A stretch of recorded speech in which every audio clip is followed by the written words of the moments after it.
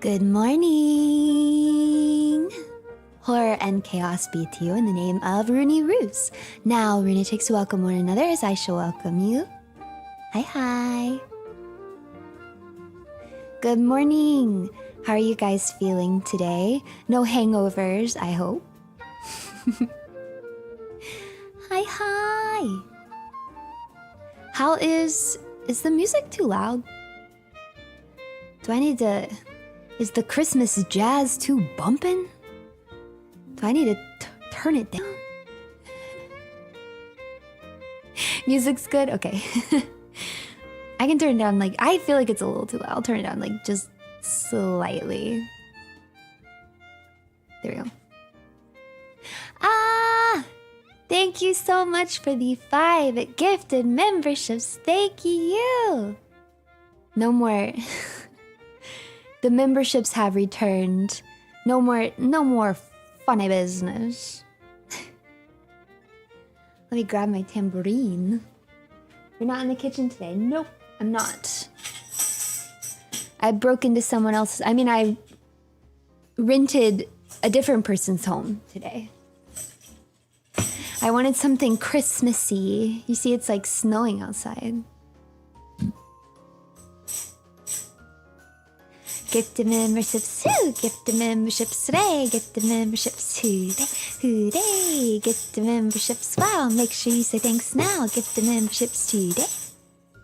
Hey. That's the only version of that song. There's no other version that has ever existed. That's it.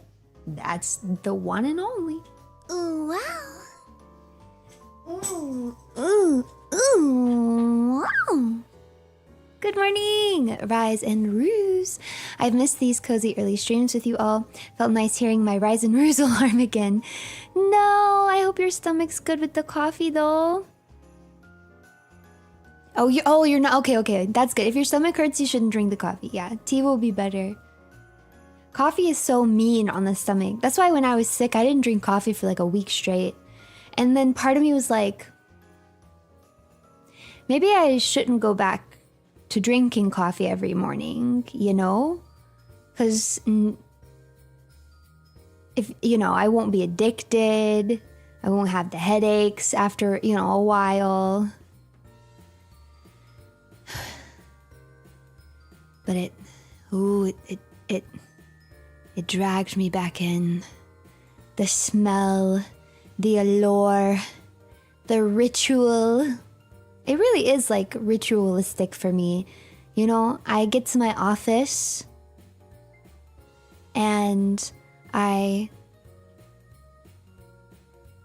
scoop out some ground coffee into my Chemex and I heat up the water, and then I have my little mug warmer and I drink out of my same mug every day.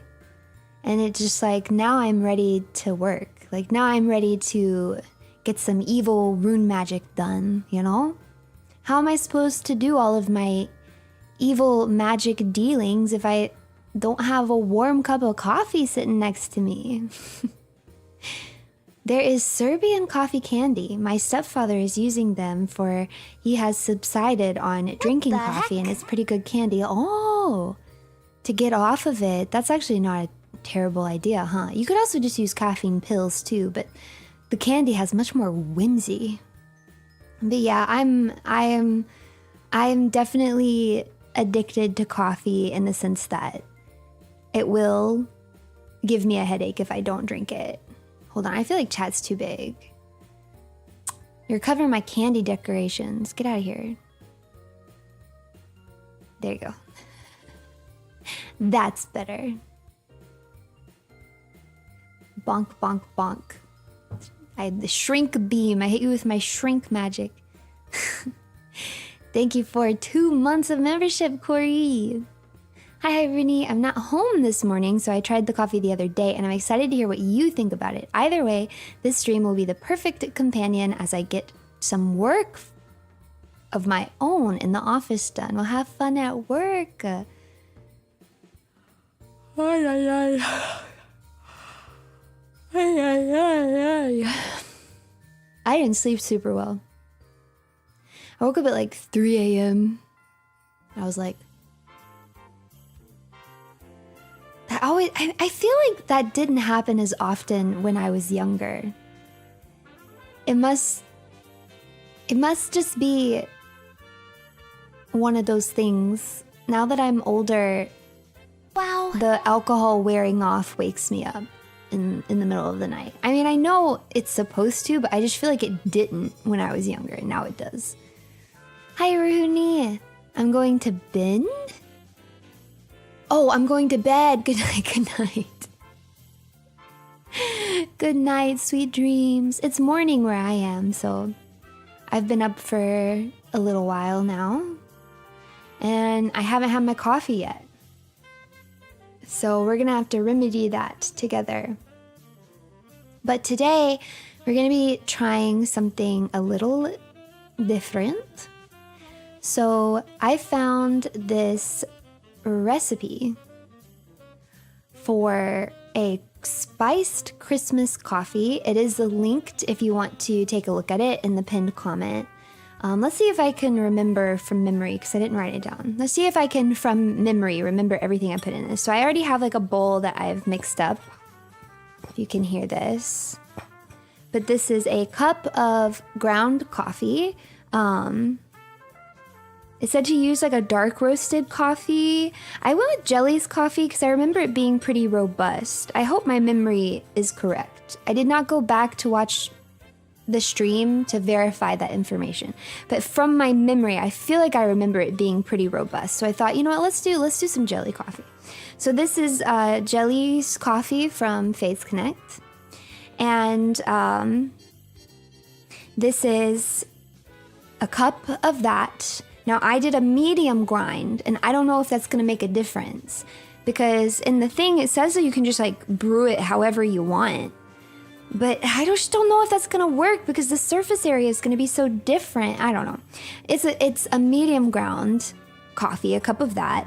And then it's a tablespoon of powdered sugar, a tablespoon of ground cinnamon, I can't remember the exact measurements now.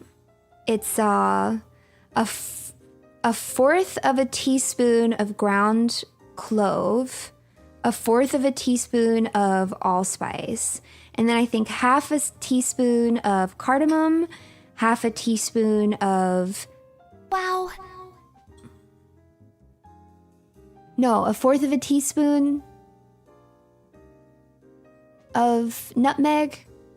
I don't know. You can look at the measurements yourselves, but it's nutmeg, allspice, cardamom, cinnamon, powdered sugar. Okay, wait. Let me actually confess. I did not actually put cardamom in mine. I realized this morning I didn't have cardamom. I thought I did. So I substituted the half a teaspoon of cardamom with like a fourth of ginger is what I did. So mine will taste like a little bit different. But I think ginger's not a terrible substitute. Give it some brightness, you know? How much eye ladies again? Oh gosh. Just, I would say about like 2 balls worth. Wow.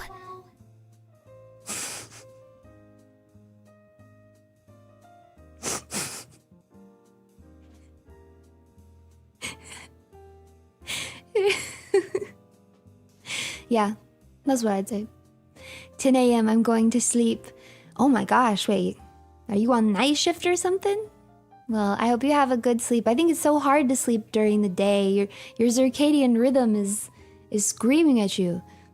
Greetings, evil woman. Nice to catch you live again. Thank you. Thank you very much for coming and giving me a watch. So, thank you very much. We are going to be making this coffee today. Basically, it's, you know, a bunch of your typical Christmas spices and some powdered sugar, and it's just straight up mixed into the coffee grounds. And the idea here is that you can just take these coffee grounds and then brew your coffee however the heck you want. I'm doing a pour over. and that it's supposed to infuse these flavors into your coffee. And I just don't think this is going to work. Well, it's like, I'm like, maybe. My mom said this too, and I feel the same way. I feel like it's either going to be one or the other. Like, it's either not going to add enough flavor to the coffee, or it's going to be like too much. The powdered sugar is really throwing me off too. I'm just not sure. So I'm excited to try this and see what I think. I'll probably try it black first, and then I might grab some milk and put some milk in it and see what that's going to taste like, because I'm sure that will really change the flavor. Actually, that makes me think of a coffee that I had yesterday, where I had it both black. I'll tell you guys about it. Missed the 50K stream, but congrats on 50K, Runie. Thank you so much. Thank you. Rare stream I can catch live. Welcome in. Yeah, if anybody's watching live that you can't normally watch live because I stream like in a bad time for you, thank you for coming and watching. I hope you have fun at the live stream today. But VOD viewer love as well, you know. But yeah, I think it's fun to do one of these morning streams every now and then, because the crowd is a little bit different, which, you know, it makes sense. You know, it's a completely different time than I usually stream. So it's exciting to get to talk to people I don't normally get to talk to. So welcome in, and I hope you have fun at the stream today. But yeah, yesterday I had a coffee from this like local place that my mom found. Now it is flavored coffee in the sense that they have added artificial flavors to the coffee. So I was like, I don't know, I'm a little suspect of whether I'm going to like it or not, but I thought it was pretty good. And they said that it had amaretto and why am I blanking? Bailey's. It was like amaretto and Bailey's flavored. And I thought, okay, I like amaretto and I like Bailey's and I like coffee, so, you know, let's give it a shot. What was so bizarre is that when you drink it black, it does taste artificially flavored. Like, you can tell it's not natural flavors coming out of the coffee beans. But I thought the flavor was subtle enough that it didn't I still got like a nice coffee flavor as well. So it kind of just tasted like I had added something to my coffee, if that makes sense. And it tasted like chocolate covered cherries to me, which I don't think there was anything cherry in it. There was just something, you know, somehow, you know, sometimes the combinations of flavors just become reminiscent of a completely different flavor. I think there was just something about the almond and the coffee and kind of the artificial sweet touches that I was getting, that I like drinking it and smelling it really tasted like chocolate covered cherries to me. But then I put milk in it and the Baileys came through like I think I was mostly getting amaretto, and then the Baileys came through with the milk and it tasted like a completely different drink, both of which I thought were quite pleasant. Actually, I think I liked the black better because I really like chocolate covered cherries. You guys know the ones I'm talking about? I see someone in chat who's never had one. It's like they're disgusting, but they're so good. It's like a maraschino cherry in like this, I don't even know what it is, to be honest, like this white creamy liquid and then covered in chocolate. I don't even know what it is inside of that, but it's so good. They're like sickeningly sweet. I can eat like one or two and then yeah, it's cloying. It's so sweet. But like you can't even eat very many of them because it's like too much, but they're really nice though.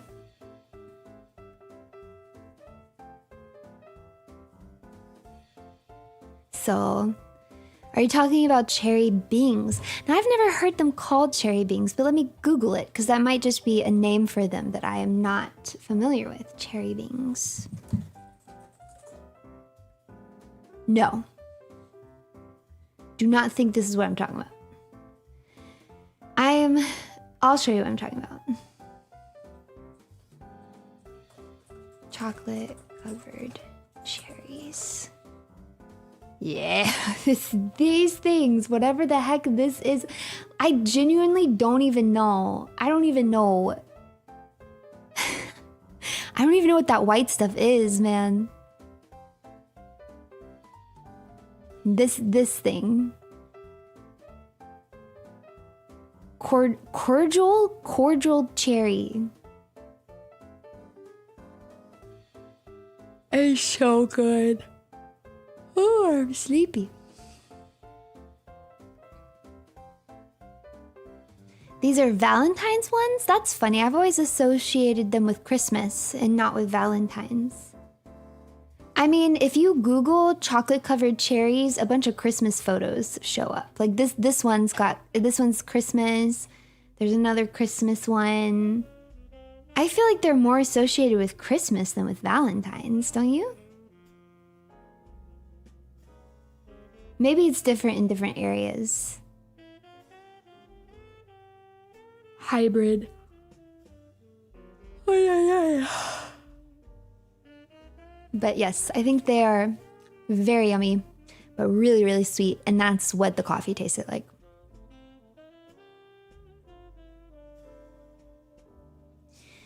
Random question, but have you ever read anything by...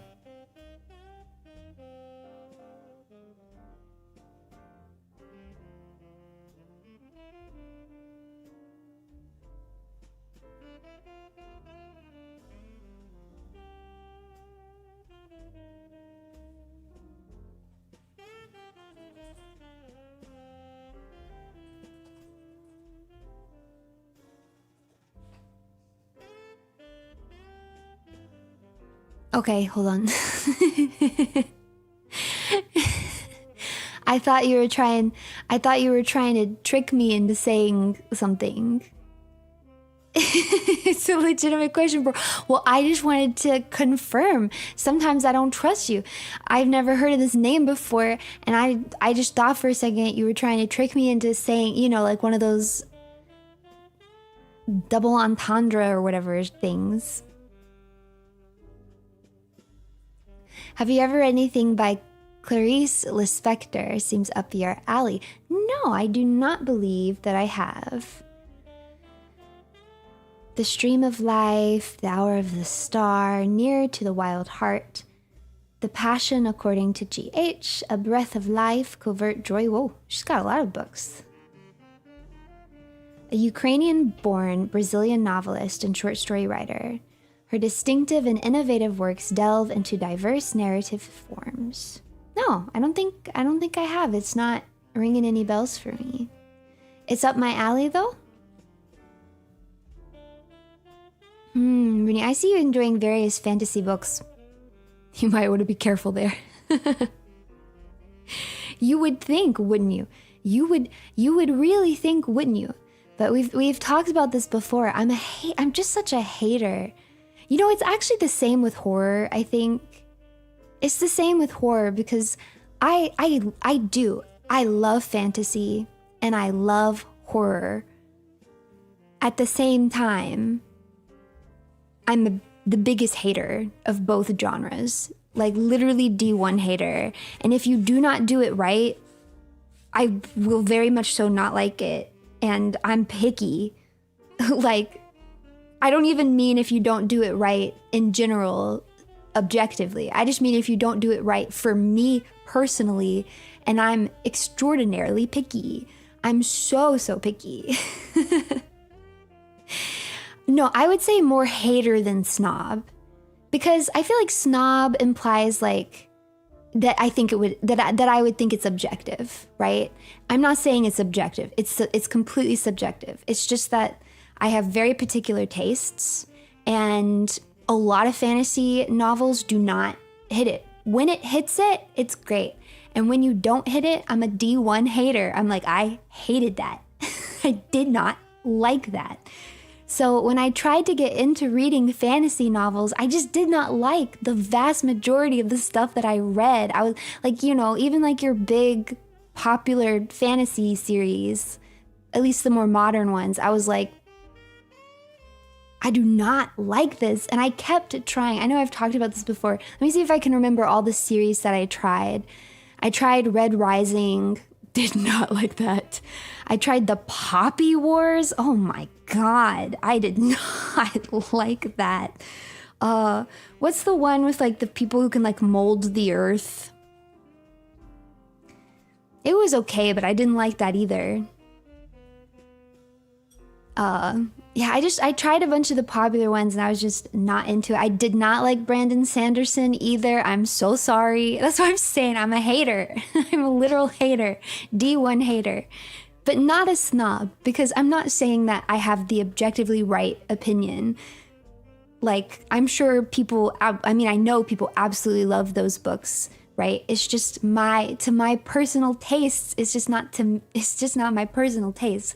We did win with Terry Pratchett though. I loved Terry Pratchett, and I need to get back to reading those. I kind of got stuck because now I can't even remember I didn't really like the pyramids one. It was okay. And then I got stuck in the middle of the one I read right after that, because I'm reading them in order, is the one about movies, moving pictures. And I'm not really into that one either. So I think that's what's getting me. Pyramids and then moving pictures is a little lull. It's a little lull for me. I need Rincewind back. Give him back to me. I don't care about these other people.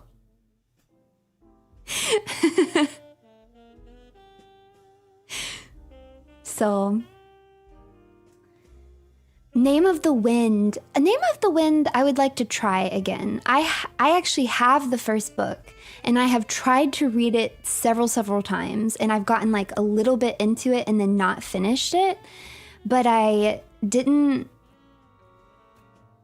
think I gave it a fair shot, and I didn't stop reading it because I wasn't enjoying it. Like, I definitely didn't give it a fair shake, I would say.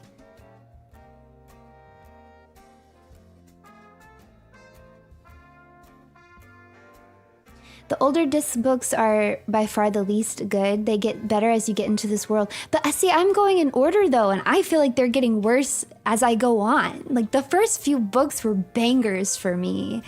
And that's what you guys were telling me, like, oh, they get even better. So I was like, I'm in for a ride, because I'm loving the first book. Like, I'm in, I'm sold, you got me. And then I feel like there's been a few, like, since those first few that are really, that one was okay, you know. But but not enough to make me not want to keep reading. I definitely want to keep reading, so I will continue. I might skip some though, because I think there's a follow-up to Pyramids and I don't really want to read it.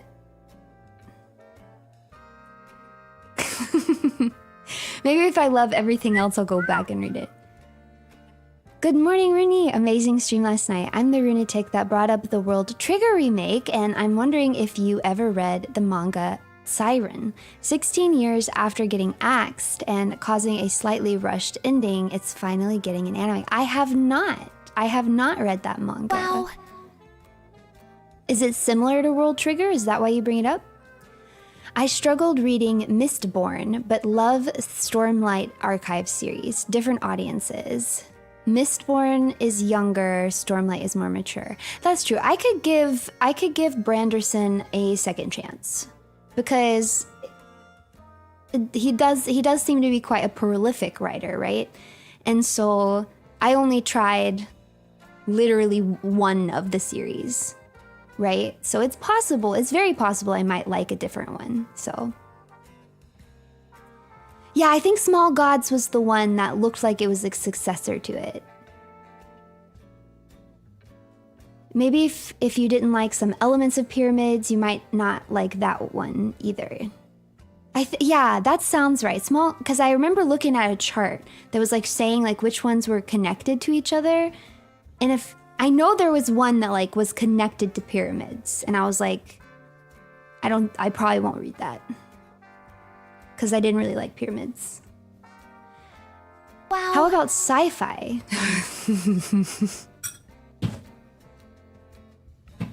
I don't know. I'm a hater. I'm a hater. I'm a hater. I'm a D1 level hater. The Expanse, Warhammer 40k, The Infinite and the Divine is a fantastic standalone 40k book. I don't think I've read any of the 40k books. I have read some sci-fi, but I don't know if I've read any like super popular sci-fi. I'm trying to remember of the ones that I tried, because I tried a few there. I tried Seven Wakes, which was pretty highly recommended, and it was okay. I have lukewarm feelings on it. If you guys have read Seven Wakes, I think it would be a very good movie.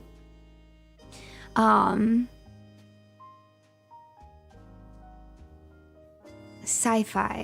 You know, maybe I haven't read enough sci-fi. Let me look at my log. I know there was another one that was highly recommended that I thought I was going to like, and it just disappointed me. I'm trying to remember what it was now. And I think it was made into a movie. Let's see. Oh, The Luminous Dead.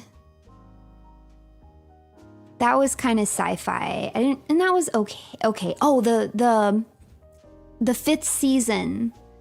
That was one of the fantasy novel, like more modern fantasy that I was like, did not like that.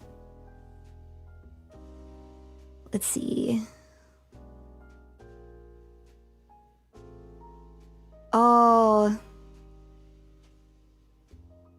I don't see it on my list, so I'm not gonna remember what it was. It was like, it was about this guy and parallel universes, and he's trying to like get back to his wife. Like, I think a parallel version of him comes and like tries to take over his life and like insert himself into his life, because I guess in his universe he like lost everything. And so then the original version of him from that universe he's like, I gotta try and like get my wife back. It's something like that. Of course, you don't realize that's exactly what's going on until like later in the book. I thought it was okay. I was lukewarm on that too. I think what it was is that it like, yeah, I know I'm spoiling things, I'm sorry. But it like, you get to this part in the book where there's a bunch of versions of him, and I felt like the book was really building up to that, and I was so excited for it, because I was like, I can't wait to just like see all of them just fighting each other. So I don't know, I just expected this like big climatic scene with all the versions of him, and I was very excited for it. So maybe it was just like my fault for getting like expectations randomly. I don't know. I felt like that's what was going to happen, but it didn't happen. I remember it just being like bland, and I didn't get like the crazy like multiple versions of yourself fight scene that I wanted. Why can't I remember what that book was called though? I know it was popular. It was like recommended to me. I'll tell you what I did like. I did like, if you guys have read anything by Stuart Turton. So I should read more, because I've only read 2. So I read The 7.5 Deaths of Evelyn Hardcastle and The Devil in the Dark Water, and I very, very much so enjoyed those. I'm much less picky when it comes to mysteries, though. Stuart Turton, Turton, Turton. Yeah, mystery, I'm a lot less picky with mysteries, I think. The Devil in the Dark Water was so good. I think I liked The 7.5 Deaths of Evelyn Hardcastle more, but I liked them both. Man, now I just want to reread both of those. So, The 7.5 Deaths of Evelyn Hardcastle. I guess it's... No, I'm not going to say that because it's a spoiler. So I'm not going to say what I was about to say. But I'll just tell you like what happens at the very start. So I'm not spoiling anything, but I want to hook you into it because I do like it. Is this guy wakes up and he can't remember anything. And he's like in somebody's body, but he's like, I don't even know who I am. I don't remember this. Is this even my own body? Like, I don't know. And there's this party going on. And, you know, I don't even know if I can say much more without spoiling it. I'm just going to leave it there. But I thought that it was very good, is what I will say. I very much so enjoyed it. This one was controversial in my book club because I think I was the only one who really liked this as much as I did, but I liked The Little Stranger by Sarah Waters. It was definitely a slow burn. It was like suspense horror, slow burn. I can completely understand why people didn't like it, but I actually enjoyed it quite a lot. So I read Cold Mountain, which is like a classic. There's a movie, they made a movie out of it. I read Cold Mountain, and I remember having a kind of funny experience with it, because I read Cold Mountain and was like, I hated that. I hated it. It was horrible. That was awful. It was terrible. I'm so upset about this. And then when I got to the book club and we started talking about it, you know, we're talking about like what the book did well. And I had all these positive things to say about it because at the end of the day, it was a very well-written, well-structured, well-paced, characters were fleshed out, good journey, you get invested in them. And that's when I realized, I was like, okay, this is a good book. It just made me sad. I didn't like it because it made me sad. I didn't like that it hurt me. And that's why I was like, my gut reaction was like, that was horrible. I can't believe I even read that. Who would write this? Who would read this? Who would put themselves through this? Actually, it was a very good book. It's like, that one's like historical fiction. Yeah, about the Civil War. It was very sad. Ugh. And then we read The Institute together by Stephen King. I thought that was okay. And we read Vita Nostra. I did not like that. And then we read The Final Empire by Brandon Sanderson. And I didn't like that either. Should we start book club back? Why did I cancel book club? Do you guys remember? What was it about it that was stressing me out?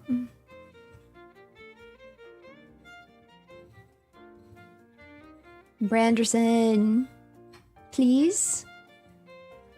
'Cause you're evil? Ruse-tober planning? Maybe that might have been it. You know, I think what it was is I didn't mind reading the book. I think it was then like coming up with the talking points and stuff.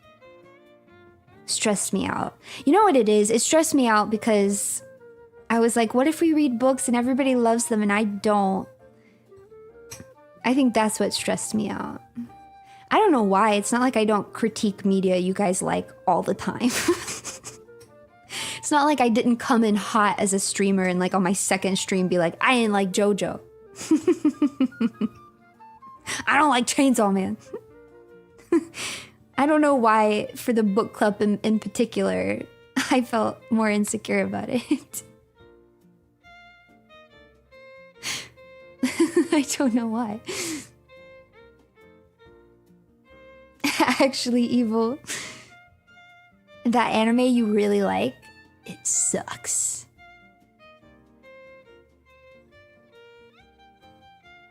I'm the only VTuber fan that actually hates anime. That is interesting to me. How do you end up in the VTuber rabbit hole if you never watched anime.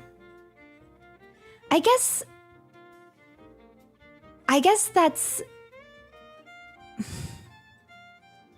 Yeah, I guess you could just come across a streamer. I guess that's possible.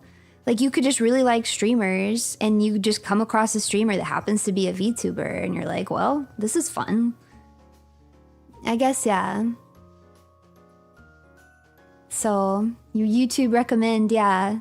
I guess I just assume a lot of times when people don't like anime, it's like the art style is a big part of it. I guess it's not for everybody, but I feel like a lot of times people are like, I don't really like anime. I don't really like the art style. Like, I don't really like the animation and stuff. It's hard to say, like, you don't like anime because you don't like the genre, because it's not really a genre. I mean, you can get any type of anime as you possibly want. Mystery, horror, slice of life, romantic comedy, action. It can be geared towards adults. It can be geared towards children. So it's not like you can be like, oh, I just don't like the genre. So I think a lot of people just don't like the culture, or they just don't like animation, really.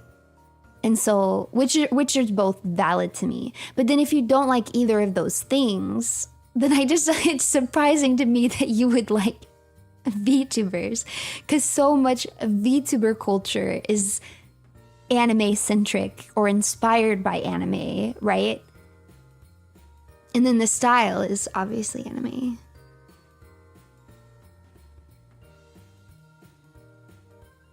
Usually means someone hasn't seen a lot of that type of style, or they let their disdain for the fans color their opinions. Yeah, I mean, sometimes fans can be kind of obnoxious. I mean, I get it. I get it. Even as an anime fan, there's been times I've been hesitant to get into a series because the fans are annoying. You know what I mean? That's definitely happened to me before. So, or sometimes I've really gotten into something and then I'm like, I don't want to deal with this fandom. That was me with Haikyuu. You guys know I love sports manga. Love sports manga. I always have. And I really liked Haikyuu, but I did not want anything to do with the Haikyuu fandom. I was like, y'all are bonkers. Y'all are so wild. I cannot associate with this. I don't know what because like, here's the thing. It's not just a Fujoshi thing, because like I said, I'm into sports series, and pretty much all sports series past a certain point in time have humongous Fujoshi fan bases, right? So it's not the fact that a bunch of Fujoshi watched Haikyuu that ruined it. There was just something particular about Haikyuu that made a very specific type of Fujoshi go crazy. And they were crazy. They were so crazy. Like, I remember like I'll never forget this. I was like scrolling through Instagram and I was looking at Haikyuu cosplayers because I liked Haikyuu and I wanted to see people cosplaying it. I mean, I still do that sometimes. I'm like, I want to see how people cosplay this. I don't know. I'm going through and looking at cosplayers, and it was like picture after picture was just bonkers, insane. There was this girl dressed up as Hinata with like a condom like hanging in her mouth, and then like the next one was like all the boys, but they were like in their jerseys, but then like fishnets and like heels and like thongs. I was like, what are we doing? What are we doing here? And it was like several pictures like that in a row. I was like, this fandom's crazy. They've gone off the deep end. I can't handle this.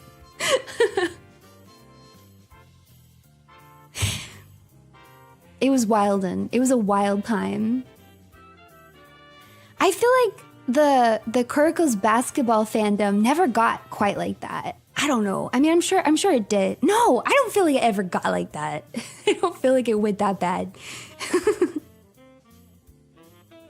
And I was into the Fujoshi culture for that one because I was really into the Midotaka ship. I still think they're in love. They're in love. They were meant for each other. They're yin and yang to perfection. Yang. So, but I don't remember ever seeing stuff like that. Like maybe in fan fiction, but not like scrolling through Instagram. You know what I mean?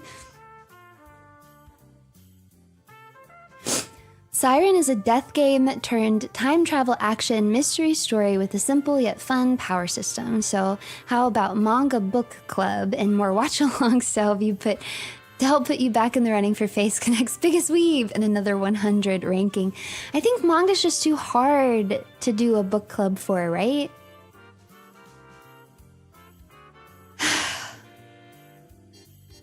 I don't know. I guess I don't know why not. If I don't know. I mean, if we're gonna do a manga book club, though, I mean, we should just read One Piece.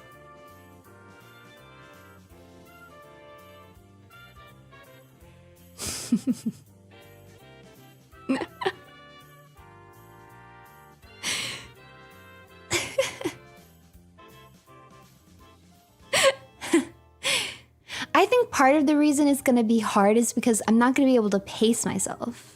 You know what I mean?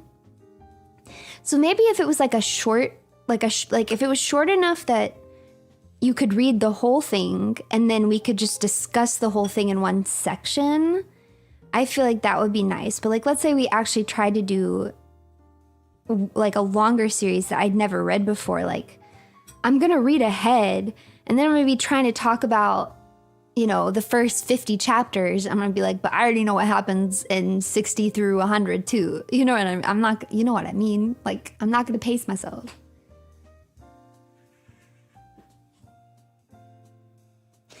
You recently started binging Golden Kamuy. Golden Kamuy is so good. It's so good. The anime is coming back soon. I'm so excited. I really do think that we should watch Golden Kamuy together. I really think you guys would like it. It's so good. I liked Frieren. Recommending Berserk to me, horrible recommendation. You don't understand. You do not understand my tastes yet. But I did like Frieren.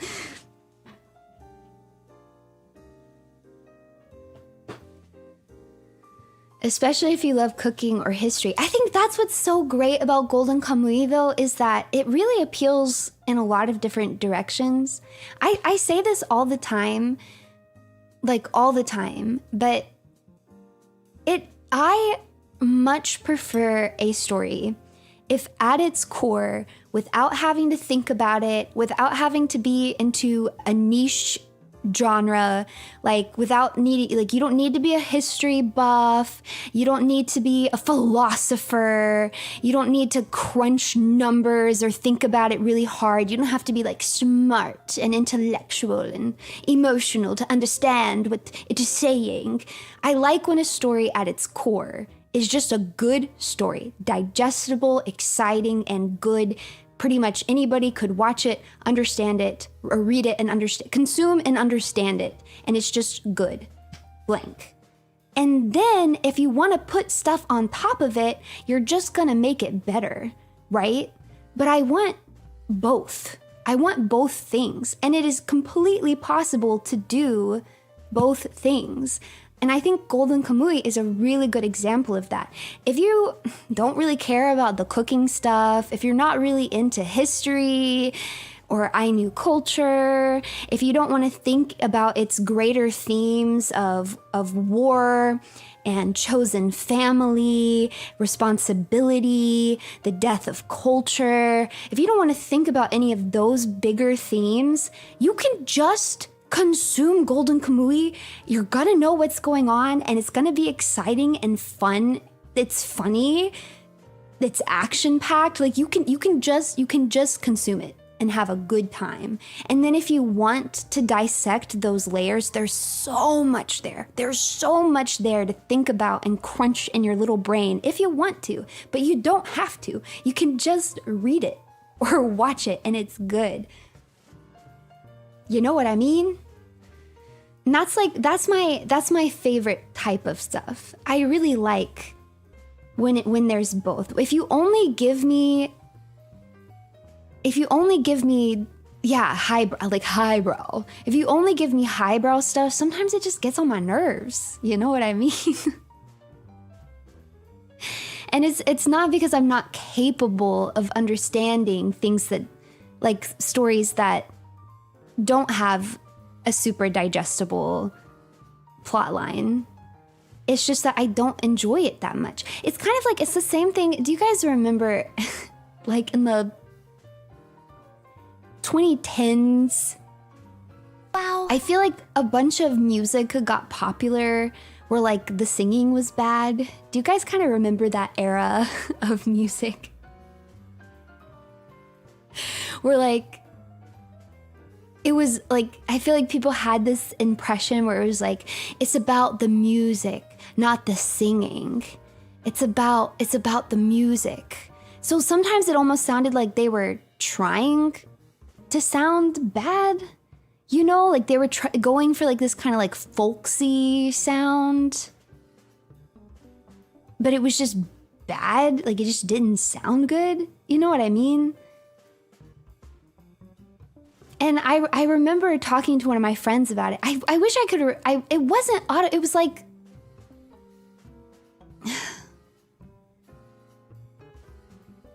Stomp and Clap is probably, that sounds like what I'm actually thinking about.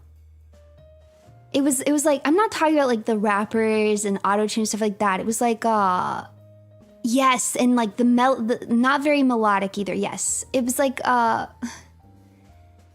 yes, a hipster indie pop. I wish I could remember. I don't know why I'm blanking on all of the names, but I also didn't listen to them because I didn't like it, so I've forgotten what their names actually were. But like, I remember there was one that was really popular, and it was a woman and a guy, and like, I swear to God, they were both singing badly on purpose. Like, I swear they were. It was really bad. I did not, basically what I'm saying is I didn't like it. And I remember having this conversation with one of my friends, and she was like, she was really into it. And I remember her being like, but it's not about like if the music is good or if their singing is good. It's like the soul of the songwriters. Like it's their passion and their soul and like da da da da. And I was like, yeah, but like you can get both. I don't know if you know this, but there's a lot of people out there that are like really good at music, and they also pour their hearts and souls into it. Like you don't have to pick and choose. Like you can do both. You can have it all. You can have it all, people. But I guess, you know, art's subjective. Maybe there's something about the fact that it was kind of bad that was appealing somehow. I mean, clearly, because it got very popular, and you guys are right, it was on the radio like all the time. I'm trying to remember, there's one song in particular I just thought was so bad. And it was a girl and a guy singing, and for some reason I feel like they were talking about like jumping out a window or something. What song was that? Now it's actually gonna drive me crazy because I can't remember what it's called, but I didn't like it. Whatever it was.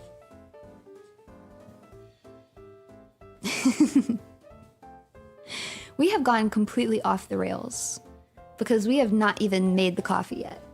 My head's starting to hurt. My coffee addiction is kicking in. Okay, I'm gonna turn on my kettle. Okay, kettle is turned on. I can't remember how it goes, but it's hard to remember a melody when it's like a bad song. That's why the song is bad. It's like not a melody. It's like not catchy. It was like them half singing, half talking. I can't remember, but it was on the radio like all the time. Okay, so I'm gonna put 6 scoops of this spiced up coffee. Sorry, I spilled some of it on my desk. Hold on. Oh my God. Oh my God. It's like got the powdered sugar on it, so it got on my desk mat. Oh. I'm gonna have to wash my desk mat. Ew. It's because, you know, like when it's powdery and you try to like wipe it off, it just like rubs into it. That's the one thing I don't like about the desk mat and the mouse pads is that they don't clean super easy. Okay, well that was upsetting. Get the vacuum, yeah. My Hina mousepad. I've had to wash my Hina mousepad so many times. Because I kept spilling stuff on it. I think because I keep my drinks like next to my mousepad on my desk. And so I kept spilling things on it. Okay, 1, 2, 3, 4, 5, 6. And that's gonna make like about 3 cups. I mean, by cups I mean like mugs worth of coffee. Like 12 ounces? I forget. It's been so long. I've just been I don't remember. I crunched the numbers when I first started doing all of this, and now I don't remember what the numbers were. But I know that this ratio that I do, it works out.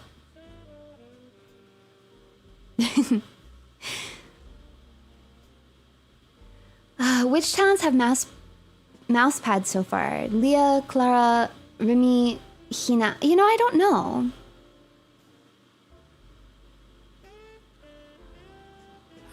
I don't know who all has one. Does Pippa not have one? It feels like she would have one. I don't think you guys are gonna get a Runie mouse pad. The question is, where is yours? You guys don't want that. That's basically what Eminence and Shadow is for me. That's your Golden Kamui. You can't touch music, but music can touch you. Yes. Okay, this is really gonna drive me crazy. Like, I got a 2010. What are you doing? What? Oh, do I have my numlock on? I did. Okay, 2010 folksy radio band. I'd like. Not like Mumford and Sons.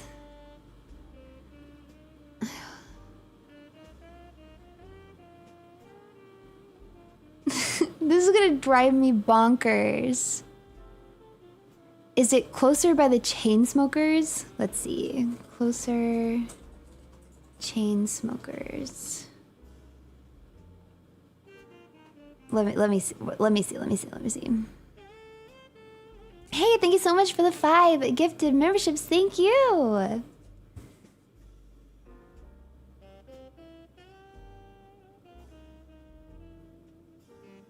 Let's see if this is the one I was thinking of.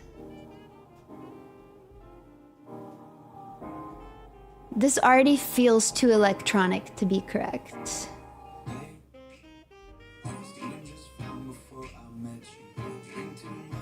No. Like, I see why you thought it might be this, but it wasn't this. Oh my gosh.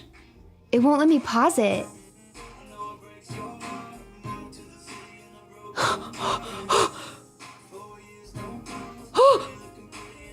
I can't pause it. I just had to close it. It just took over my, it just took over my thing. There goes the stream. No. It only played for like a few seconds. No. It only played for a few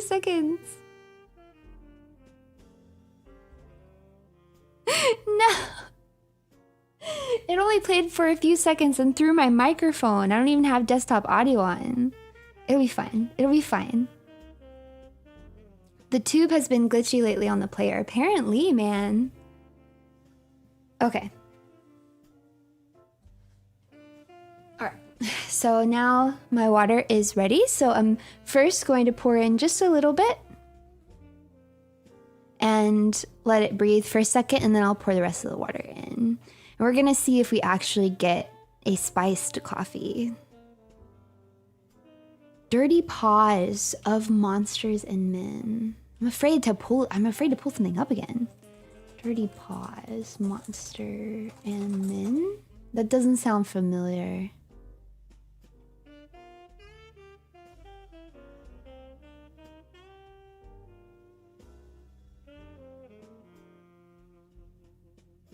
This was also back in the day of like radio, right? So I wasn't always like looking at the name of things.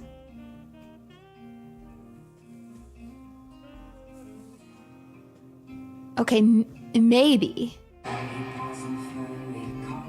Oh my god. Yeah, I don't like this.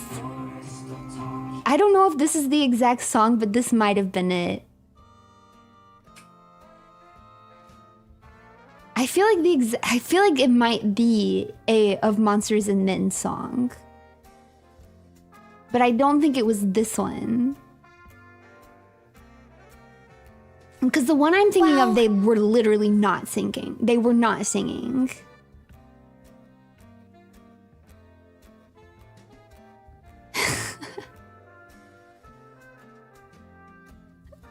It's not folk rock as an entire genre. It was just a certain era of it where I swear they were trying to not sing well. I swear they were.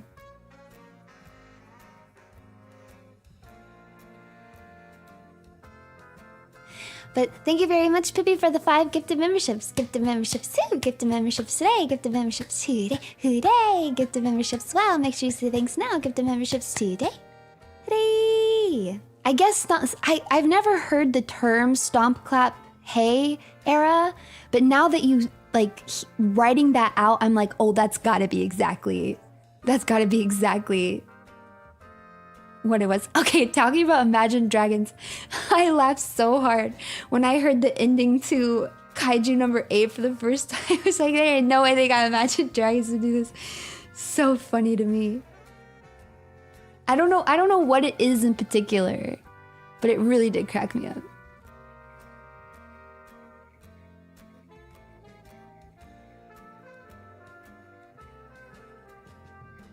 So anyways, the point of that was just to say that you can have it all. You can have it all, babes. Can you guys hear it like draining?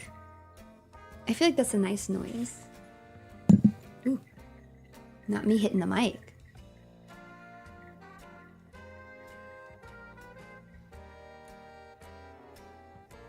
Let me make my mic more sensitive so you can hear it better. Hold on.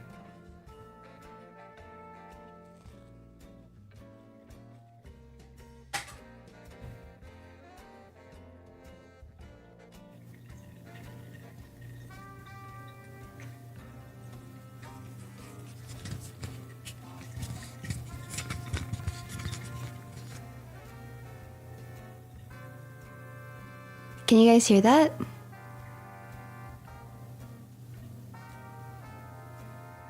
I think something about me holding it is making it like not drip well. I need to stop holding it.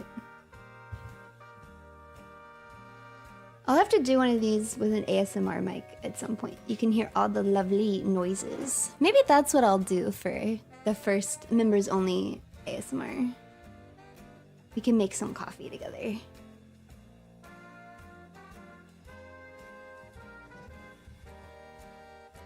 Because it is a very nice sound, I think.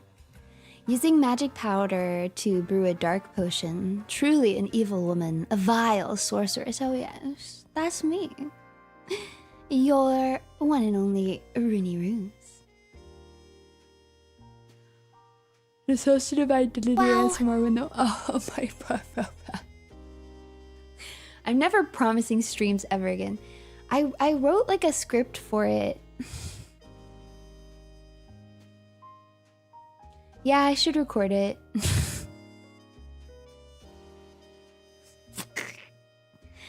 I should record it someday. You're right. I need to do that.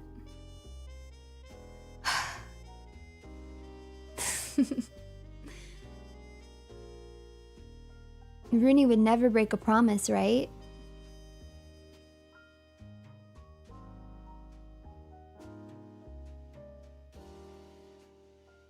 Of course not. Do I look like the kind of woman who would break a promise?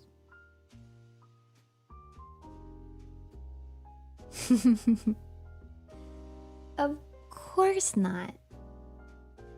Now, I feel like this is not draining very fast. And I wonder... Okay, I thought it was maybe because I was holding it up. But I actually wonder if this might be... because I have so much little... like fine... I have fine powders mixed into this. And so it's not going to be able to drain as well as when it's only the medium ground coffee. So I'm going to try to like stir it up a little bit. I have to be careful not to tear this filter. Because I wonder if some of it's just kind of like settled in the bottom of this.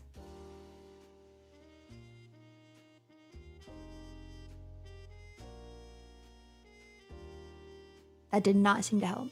Uh-oh.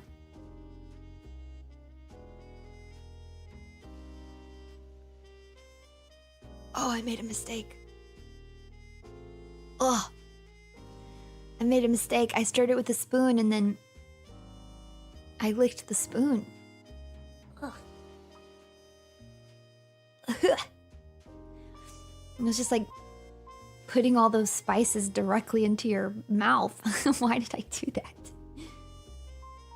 Okay. Let me see, because I might just need to be patient, you guys.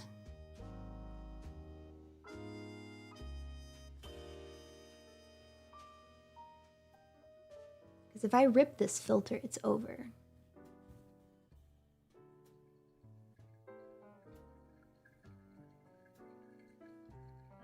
Okay, if I hold the filter up a little bit, it drains better. So I believe that is what I will have to do, is like physically hold the filter. And maybe this really would be better with like drip coffee instead.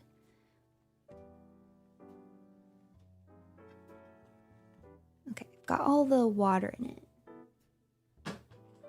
It's very foamy. But I guess that makes sense because of all the stuff that we put in it. Let me just pull it up a little bit. Let's see.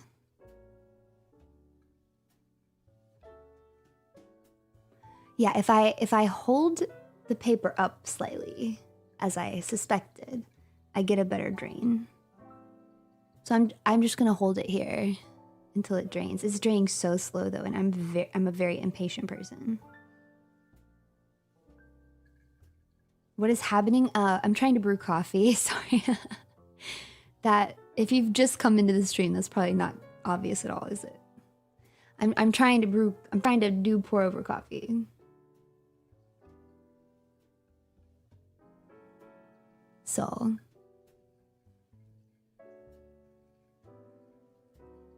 it's like my hand keeps covering my camera.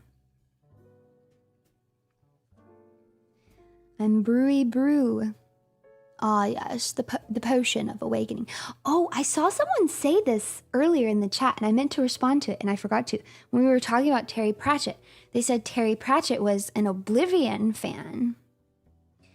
Now, I don't think I'd ever heard of Oblivion until like just the other day. I watched a video.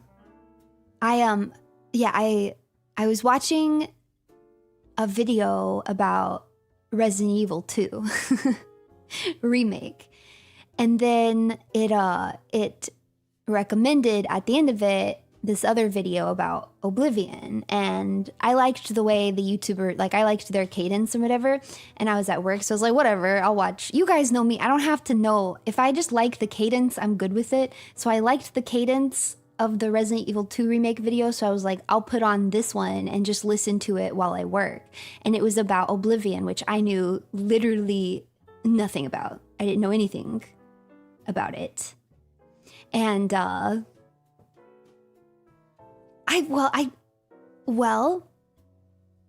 don't think I finished the video, but I got a good way into it, and I don't know, it did kind of seem fun, but it seemed very open world. That's what made me like nervous about it. Like from the opening, so like the opening is you're just like this prisoner. It doesn't really make any sense, I guess, but you're just like this prisoner, and then it turns out there's like a secret passage in like your prison cell, and the king comes through it. He's running away because these assassins are like trying to kill him, and then he gives you this stone and is like, this is a really important stone, like you need to take it to so and so, like the future of the kingdom like depends on it. And so that's how you kind of get sent on your hero's journey.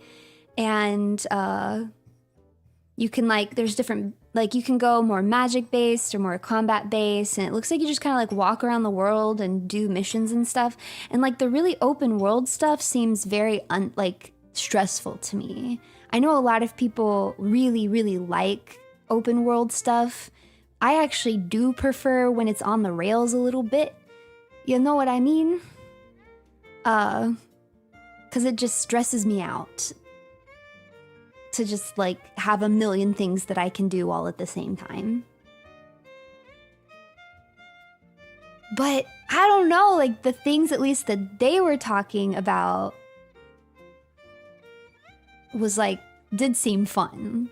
And the quests that they were talking about, even like the side ones, did look really fun. Like apparently you can go to a village and everybody's invisible. And it's like completely tangential to the main plot. You can just stumble upon it, and they've all been turned invisible, and then you can do a quest to try and make them visible again. They just got cursed by this like invisible wizard who, I don't know, got mad at them or something. I'm like, okay, that sounds really fun. Like that actually sounds very fun to me.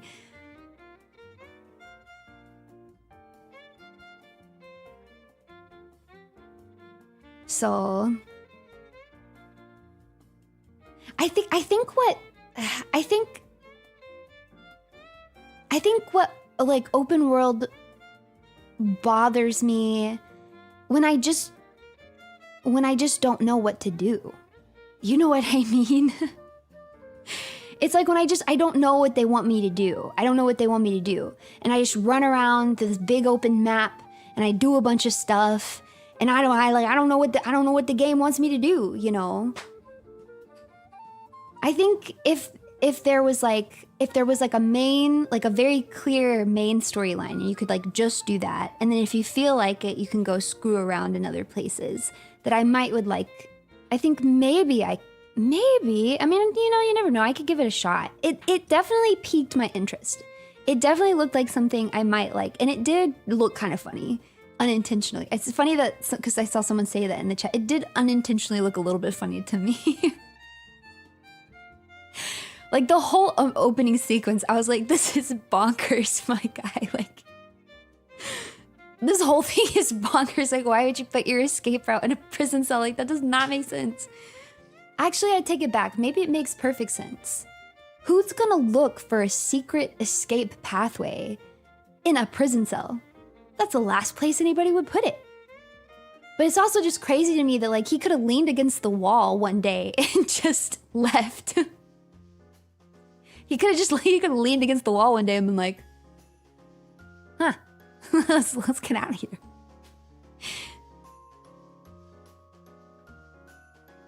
Yeah, and he still got killed. Rest in peace, that guy, I guess. Man, this coffee's taking forever to drain. I'm so impatient. Oh, the guards say the cell is supposed to be unused. Oh. So he accidentally got put in there. What the heck? See, I didn't actually play it, so I don't think that was brought up in the video. So I didn't know that. Oh. Well, then in that aspect, that's actually very clever. Because yeah, literally, who would have ever thought to look there? That's actually very clever. Yeah, it's fate. It's fate. The lore of the Elder Scrolls universe is an insane rabbit hole and a total trip, literally cooked up by a guy over a couple days on substances. In just a couple days? A whole world? Yeah, apparently like every little city just like has its own like pretty robust history and stuff. But see, and see, this kind of goes back into what I was saying before, where I don't like it when a series, like you have to have all this outside knowledge to like understand the series. You know, I feel like this happens sometimes where it's like, you know, it's like, well, it's really, really good if you know everything that's going on. Like if you know all the lore, you know, if you've read everything that the devlog, like if you read all the devlogs, you know, and you know what was actually going on in this video game, then it's actually like really cool. But I'm like, but if you just play the video game, you don't get it at all. But what I do like, very much so, obviously, because I'm a Lord of the Rings fan, is when you don't need any of that extra lore to enjoy the story. The story is just enjoyable, period. But then if you're interested, if it intrigues you, then there's a ton of lore to go and explore and get obsessive over. Love that. But I don't want it to be like, I don't want to have to do homework to enjoy the media that I'm consuming. Like I just want to be able to enjoy it. And then if I want to do homework, I will. You guys know me. I will do my homework. If I like something, I will study it like I'm gonna be quizzed on it if I like it, you know? But I don't wanna have to do that to like something.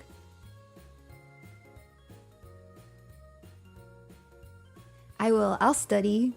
Why not?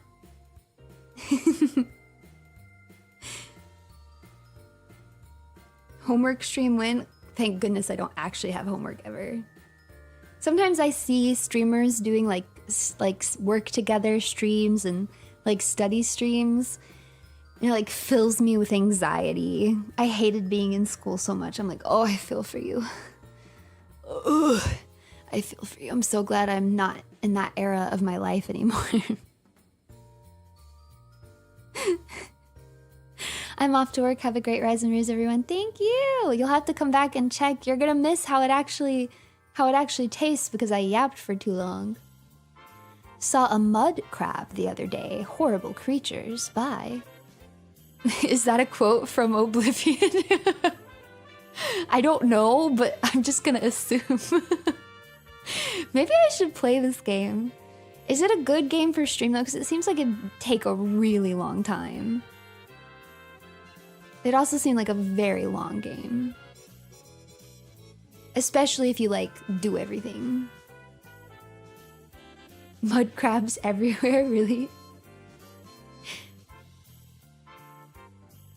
It's as long as you make it. I think you would have fun. It's a very long game if you enjoy it. You don't need to finish it to have a good time. That's true. It did kind of look like even if I didn't get to play it super regularly or if I didn't get to finish it, I mean, it did look like just running around in the world could be a lot of fun. I don't know what the actual gameplay is like, though. I didn't get to see, because I was mostly listening to the video, so I didn't really get to see what the gameplay actually looked like. Or like what I would actually be doing. Congratulations on 50K, Runie. Been trapped here ever since an evil woman asked me to walk through a door. Oh my god. Oh. Well, I mean, how are you gonna send me that and not tell me if you opened the door or not? Did you open it? Did you open it? Like, you know. That is the question. left click, left click, left click, left click, consume potion, left clicked, really? First person melee magic with basic whacking. Oh, is it first person? No, oh, you can play first or third person, okay. I'm a first person hater. I'd probably play third person. You can switch between first and third. That's nice.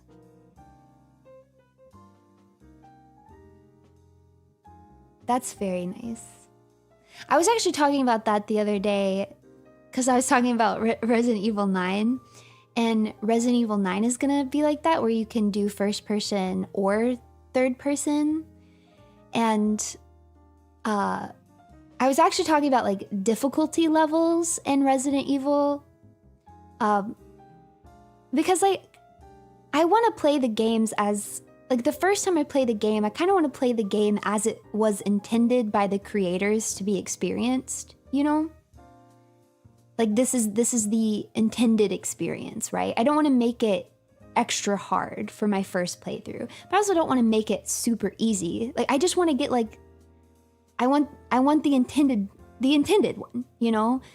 But I feel like Resident Evil 4, I don't know if standard is how they intended it. Is it? It just seems too easy. I don't know. Like, not that it's, you know, obviously I still die and I still struggle in certain sections, obviously, but I don't have to bang my head against it nearly as much as I had to with any of the other Resident Evil games, you know? Like, I feel like Resident Evil 1 Remake and 2 Remake, Code Veronica for sure, were just so much harder than 4 is. I guess Resident Evil 3 wasn't that difficult either.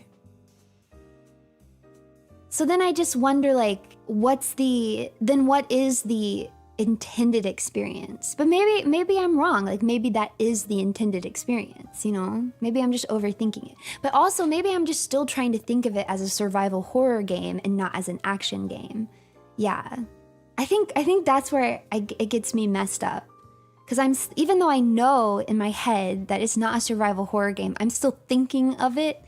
Because I was also thinking about that too, like, I regret not going down and fighting the knight. You know what I mean? Because at the time, I'm still in survival horror mindset. So at the time, I was like, all I'm gonna get are spinels for it. There's not really anything in this like trade shop that I'm dying to have now that I've already bought the upgrade ticket. So I don't really feel like I need the spinels, and I'm kind of low on resources, and I'd have to fight all the knights like on the way to the Golden Knight, which actually isn't true because I could have looped around, but I didn't realize that at the time. So in my head, I was like, I just don't think it's going to be worth it because I'm going to spend so many resources to get a resource that I don't actually need, and I'm a little low on like shells and things like that. Like I should probably just skip it and go forward. But I'm thinking survival horror mode. The reality is I would have gone down there and fought the knight, and then the next 3 vases I broke would have had 5 items in them each, and I just would have recovered everything. And I could have just gone down there and had a fun time fighting the knight. Because I think that's the point of the game, right? The point of the game is to go fight things and have fun doing it. Fight things, feel like an action hero, and have a good time, you know?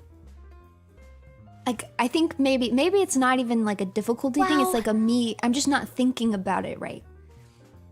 So next time I play, I want to have more of that mindset. Like, if I have the opportunity to fight something and I think it's gonna be fun, I don't need to worry about my resources. I should just go fight it and have a good time. Because I genuinely think that it would have been fun to go and fight the knight.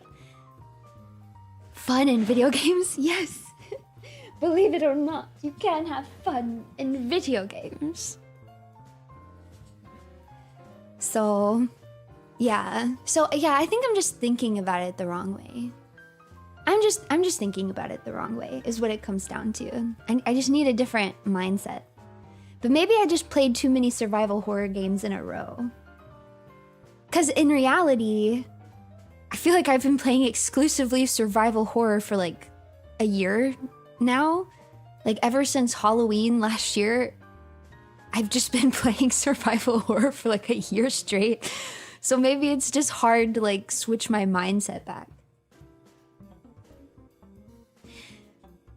Right? And I think too, like part of my frustration when I was fighting the creepy bug guy, the guy who like created the Novistadors, I think part of the real reason that I was actually frustrated that they kept throwing things at me is because I enjoy the experience of going into a fight and only have, like, I just have what I have, you know? And if I don't have shotgun shells, then I have to try and beat it without shotgun shells. Or if I only have one heal, then I'm just gonna have to do that fight over and over and over and over again until I beat him with the one heal that I have. Like, I actually enjoy the experience of having limited resources. I think that's why survival horror just clicks with me as a genre so much and why I like it, because I genuinely find that fun. It is a fun experience to me to have to constantly think about what I have and what I don't have, and then even trying to be as careful as I possibly can, still ending up in situations where I don't have enough of what I need, and I just have to make it work, right? I find that experience to be very fun, but that's not what an action game is meant to do. That's not what an action game is trying to provide to you. So I'm getting frustrated at Resident Evil 4, but it's really my problem because I'm expecting something out of the game that it never intended to be, you know? So I think that's what was going on there. So yeah, the thrills of barely surviving through with the littlest resource as possible. Exactly. Like, okay, for example, like when I did play Resident Evil 3, even though I think that was a little bit more of an action game, when I stumbled into that boss fight and I didn't have, like, I think I had like the shotgun and that was like it. I had like the shotgun and my knife. And I was like, I guess I'm beating this boss with the shotgun and the knife. And it was fun because I did it, you know? Like, you could do it. You just had to run around and dodge a bunch. And it took me a while, but you could do it, you know? So, I don't know. I don't really think it's like a detriment if a game doesn't have that. It's just a different type of game. So I've got to I've just got to switch my mindset more, you know? Yeah, the Plaza Square one. Yeah. And I also think, I was thinking about this too, playing Resident Evil 4. I really need to stop pausing so much. Because I think I'm not getting the experience that they want you to get with like the really smooth action play. I think I've gotten a little bit better at that, but I need to just get used to switching. I need to get used to switching my weapons with the keystrokes instead of opening up my menu to switch. I think it doesn't really matter in Resident Evil 2 Remake because it's not an action game, right? Like, that's not necessarily the fun part of it. Like, the smooth action fight isn't, like, you know what I mean? It's just a different type of game, so it never really mattered. It never really mattered if I paused for a second to switch the guns. But I do feel like it makes some of the fights in Resident Evil 4 feel a little clunky, but it's my fault. I just think it would be fun and it would be cool if I could just like switch, like get through a whole fight without even opening my menu, you know? In Oblivion, it's very normal to heal up mid-fight by eating 5 cheese wheels. I don't mind that you can pause during a fight at all. Like, that's fine. And I still want to pause, like, when I need to heal or when I need to see, like, how much I have of certain things. I just mean, like, the constant pausing every time I want to switch my weapons. Like I really want to learn and get more used to just like switching with the keystrokes. That way it's just a little smoother, you know? So the OG made you pause a lot, really? Oh yeah, because you probably couldn't switch your weapons, right? You probably had to open it to switch your weapons, right? It was like that in Code Veronica, at least.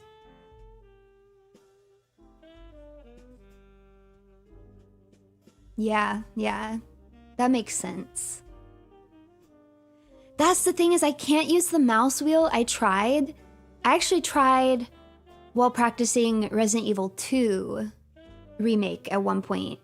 And I think because I get like the shakes, it like, I'll scroll through mini. So I don't have a lot of control. So I can't just like scroll to like one weapon. It would like scroll like 2 or 3 or 4 times, and then I'm not on the weapon that I wanted. Very sad experience.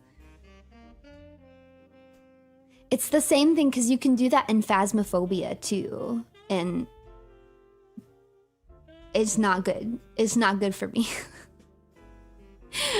I mess it up so often, so I prefer to use a keybind to swap between. Especially if you're having to like be quick and be accurate, because you're like, oh, I need to switch to, you know, I need to take a picture and then immediately switch to my smudge so I can get a picture of the ghost and then smudge it and not die. So I can't accidentally scroll to my lighter and then die, because that's happened to me multiple times. So that's why I prefer a keybind. But you can use a keybind for Phasmo. I forget what it is, but you can. You don't have to use your mouse wheel.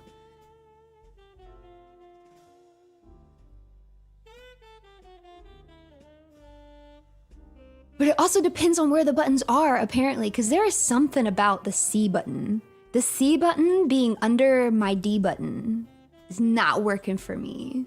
Which is funny, because that's also the crouch button. So it's not like I don't press that all the time. I do. And that's the crouch button on Phasmo too. Actually, I think it might not originally be bound to C in Resident Evil 4 Remake, but I put it on C because I'm used to crouching in Phasmo with C. My keyboard is curved, yeah. So my keyboard is like, the way I just lifted up my hands, like you guys could see. You guys can't see. That was yesterday. You can't see today. It's like curved. It's not like straight. And so, like for example, the 6 and 7 keys are not next to each other. They're like spread apart. The T and the Y, the G and the H, and the B and the N are like spread away from each other. And there's actually 2 space bars. There's like there's a space bar for each side of the keyboard. Did I say 6, 7? Did I? All right, let's try this coffee. I think it has finally drained. I'm gonna go throw away the filter real quick, and I'll be right back.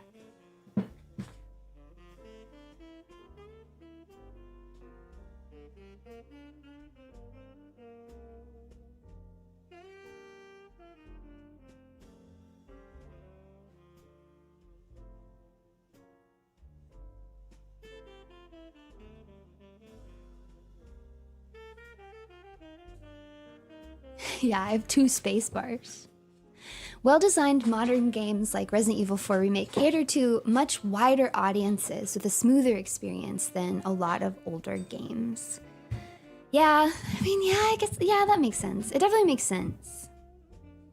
I mean, it's not that I want the game to be clunky. Like, I don't want to have to go room to room and walk around the perimeter smashing A because clearly I've missed something, only to discover after 30 minutes of doing it that there was just a very strange hitbox on a drawer that was not obvious at all that you needed to open, that had a key item in it that you couldn't move forward without. Like, I'm not asking for games to be like that. I'm not asking for games to be like that at all. But I don't want them to be too easy either. But I think the problem is not that, now that we've been talking about it, I don't think the problem is that Resident Evil 4 is too easy. I think the problem is that it's an action game. And so I'm not playing it the way that it's intended to be played, because I'm trying to play it like it's survival horror still, you know? Though even that being said, I still feel like I'm very liberal with my resource usage in ways that I am not in other games.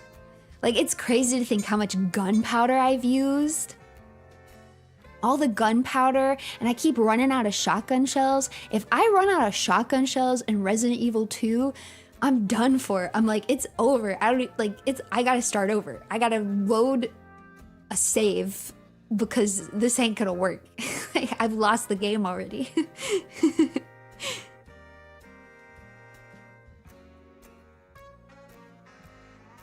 Oh, ew. Ugh, yuck.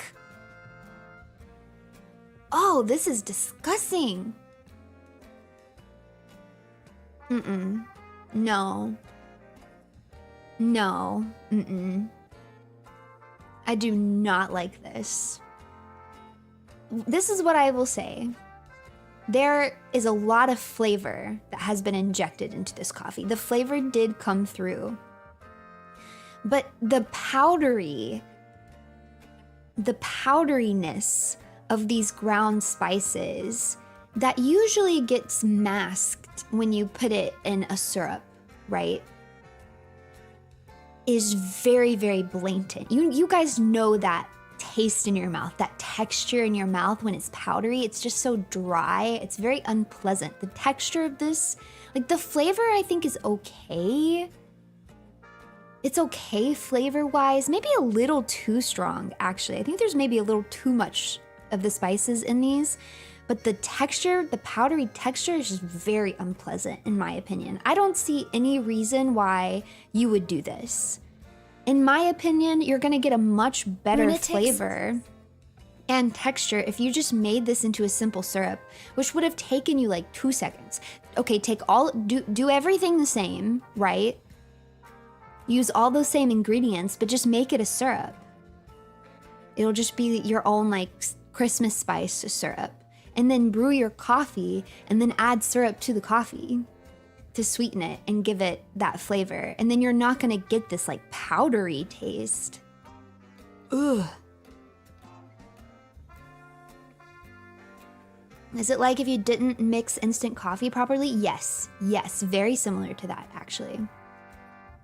I think what you should have done was not do powdered textures and steep water in the spices and then use the water to pour over the coffee. That also could have worked, but I think the simple syrup is the easiest way to do it.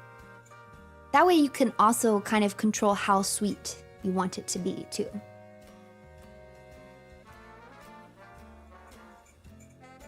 Yeah, I don't like this. I don't like this. I used Ember's beans and no sugar, but followed all your instructions apart from that. For me, the brew is actually nice, not as lovely as your morning voice, but very solid. Could use some whiskey. Oh, shut up.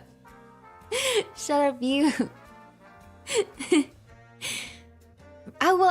it's the powdered sugar. That's actually a good point. It could be the powdered sugar that's... No, I don't think so. I don't think it is. Because the powdered sugar probably just melted in. I think it's the cinnamon, the powdery cinnamon taste. Ah! Damichi-senpai! Arigatou gozaimashita! Hello, everyone! Hello! Thank you for the raid! Thank you! Welcome in! Ohayou gozaimasu.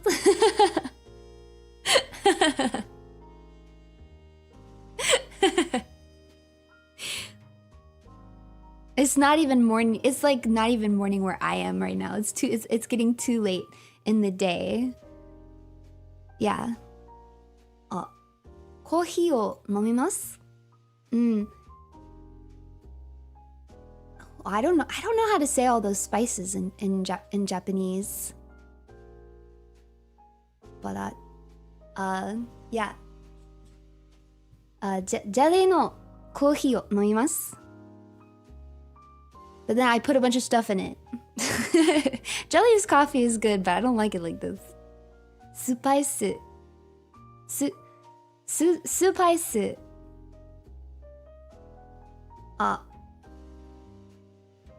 How do I say I put it in? 前に?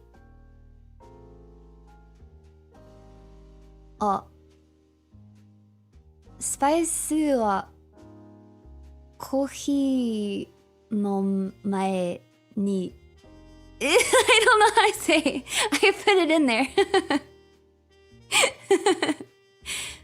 Spice, cinnamon, cardamom, allspice, clove. Close.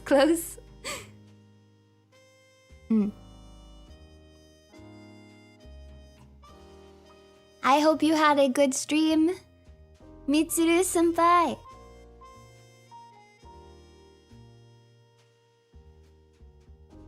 My air trumpet, thank you very much for the gifted. Thank you. Wow. Spice を入れる. You'd probably use 混ぜる?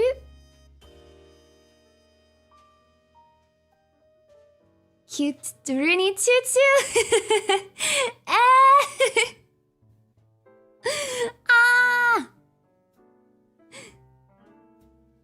Mitsuru senpai, cute, kawaii. Choo choo. Love. Mwah.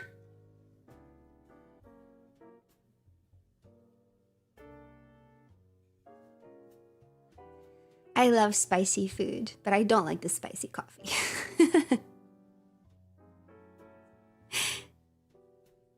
Hi, Runie. I was sadly at work last night, so I haven't been able to watch the VOD yet. So how much alcohol am I going to need to drink along with? I only had 1 bottle of champagne, actually.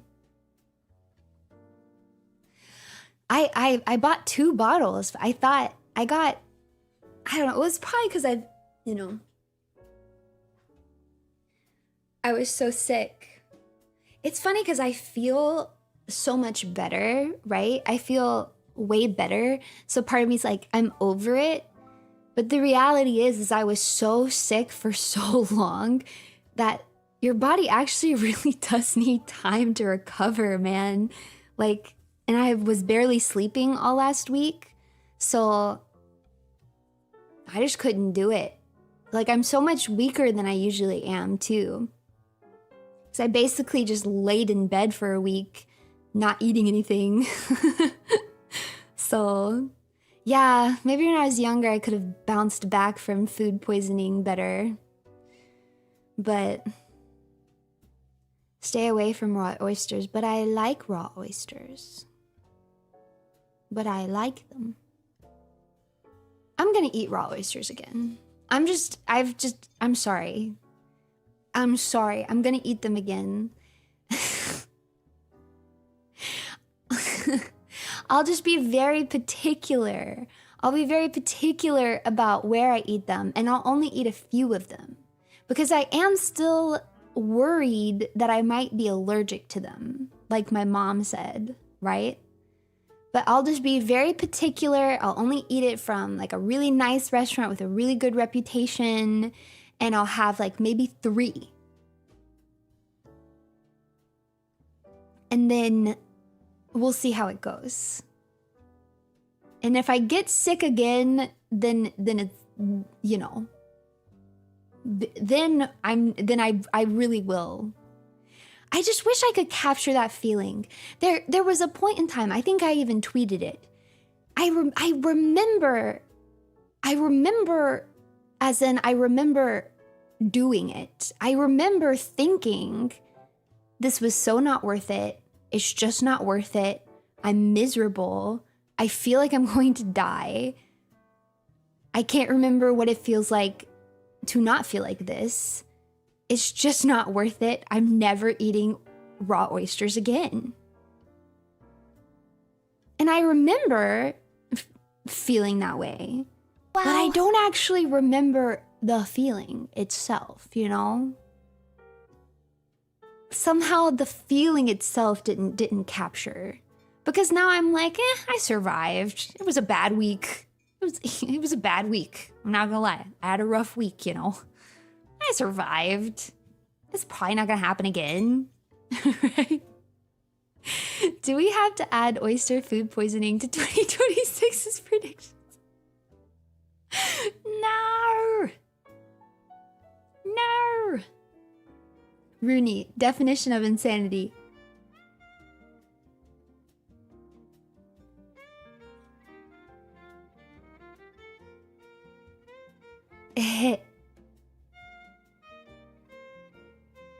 But it's gonna be fine. For real though. Here's the thing is I've eaten oysters before and been fine. I've literally eaten oysters before. Raw oysters, plenty of times. And been totally fine. The oyster just can't stay into you.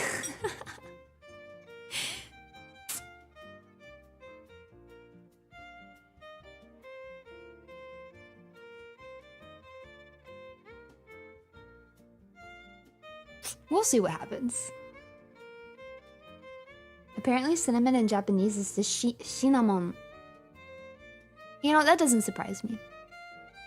There's a lot of loan words in Japanese. Runatics? Don't.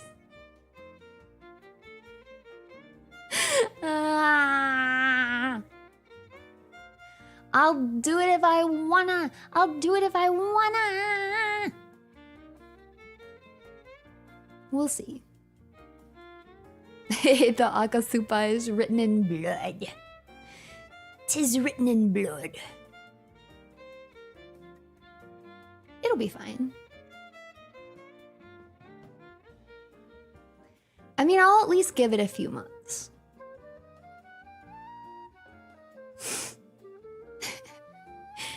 Yeah, I don't like this coffee.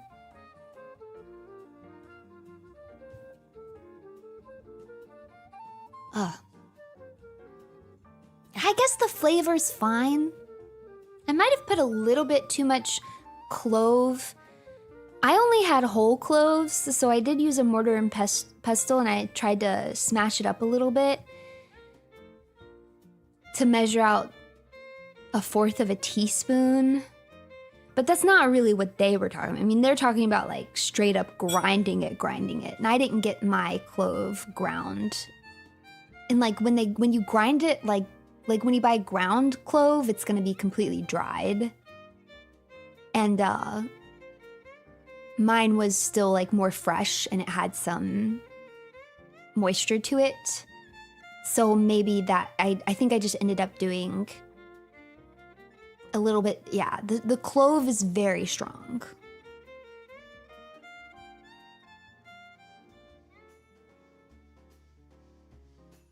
Yeah, the clove is strong. But more so than that, because I do like clove. I think it's not balanced. If I made it again, I would want a little less clove. But that is not my main issue with this. The main issue is definitely the texture. Let me try. First of all, I'm gonna heat it up a little bit because I like my coffee piping hot. And my coffee just gets too cold if I even leave it for like 2 seconds. I don't know what happened. I used to not be this way. But I need my soups and my hot drinks hot. Like I need them so hot all the time or I can't enjoy this. But I'm gonna heat it up a little bit and then I'm gonna put some milk in it. And we'll see. And we'll see. I will be right back. You guys behave. Behave.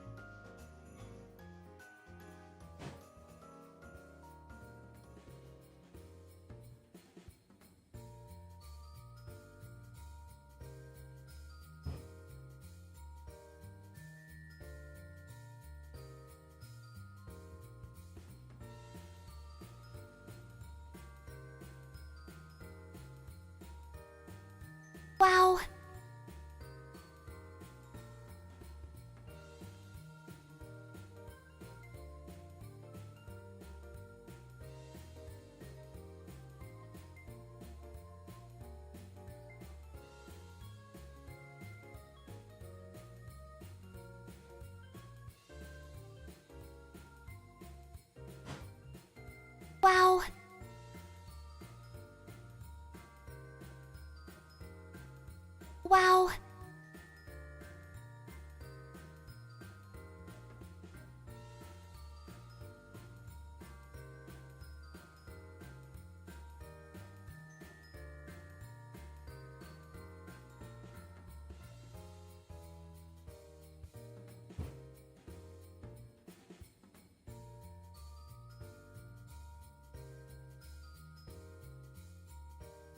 All right. I have returned. My coffee is heated up.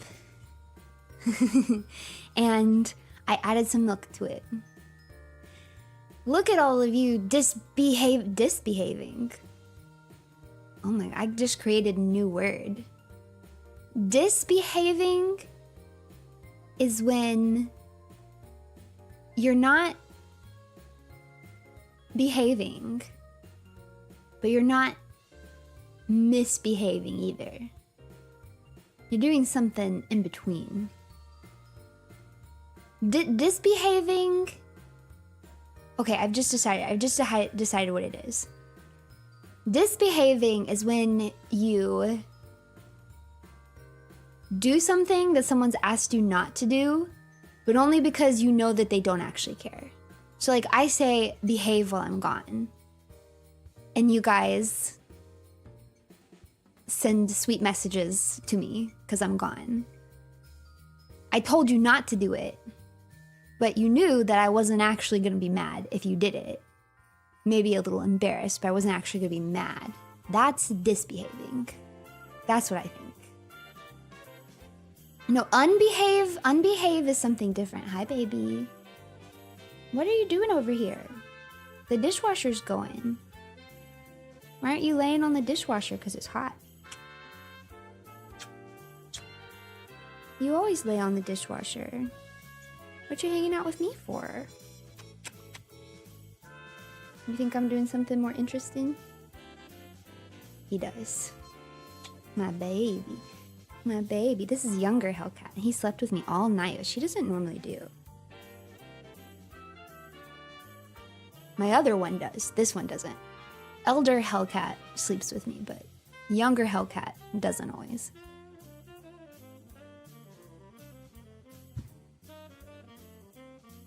No. It didn't help it. This is what I will say. The milk toned down the clove a little bit, so it does feel a little more balanced. I would say the spices are fine. It's actually very interesting that it came through like this, but I do not like this texture. Yeah, I suppose maybe it could, double filtering? Maybe? Yeah, maybe, but I just don't think it's worth it. If I did this again, I would just make a syrup. Oof. It's action horror texture. You gotta refire your brain to enjoy it. Shut up. It's coffee. Oh, yeah, French pressing probably would. I bet other brew methods would definitely get rid of it more.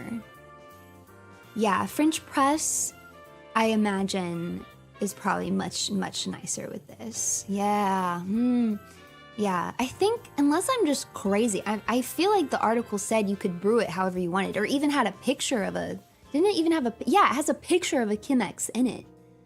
So I thought it should be fine. Literally, they did it in a Chemex. So I thought it would be fine, but their pictures look very similar to how it worked for me. Like even how it's like really foamy in the filter. That's exactly how it worked for me.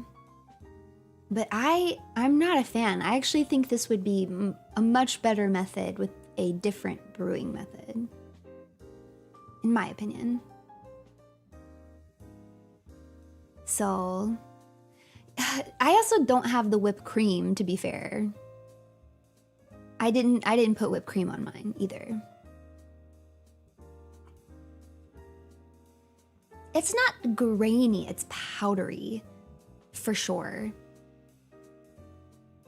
The recipe uses ground spices, but it might be way easier to just use whole spices. I wondered that too. Like, what would happen? See, now I'm really curious. Maybe I'll try this on another day, because I have whole clove, and I have whole cinnamon sticks. I suppose I could get, like, I don't know about allspice. I don't know if I've ever seen that, but you can definitely get nutmeg. Like, there's a few things I could do to, like, just get, like, the whole versions. And I wouldn't probably just put them in completely as is, but I could just grind them up in a mortar and pestle to be a similar size as a medium ground coffee, right? Instead of like a fine powder. Less surface area, less extraction of the spices. Yeah. And then it's gonna probably extract a little bit less as well, because it's not gonna spend as much time in the filter. Whereas this took so long to even get through the filter in the first place. I think that, the cinnamon sticks I probably wouldn't even have to grind. I could probably just toss those in there.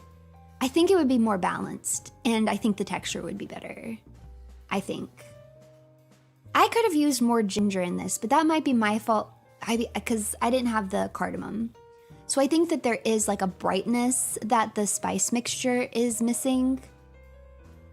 I wish I had put a little bit more ginger in it, or at least had actually had cardamom.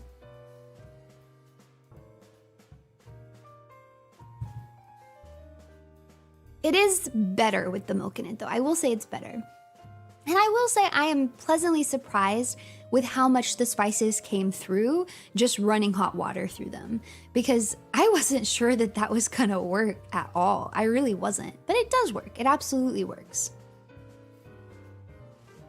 You know, and I guess I'm being too mean about this, I'm being too mean about the syrup, because maybe you don't want it to be that sweet. You want the spices in, but you want very minimal sweetness. If that was the case, then maybe some sort of method along these lines could work for you. You would just have to play with it so you got a better... So you got... just to get rid of the powderiness.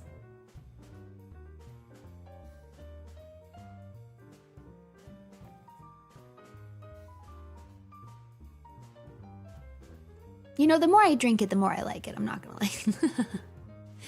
This would be good with alcohol in it, I think. Hold on. I'm gonna grab, let me see what I got. Let me see what I got in my alcohol cabinet. I'll be right back.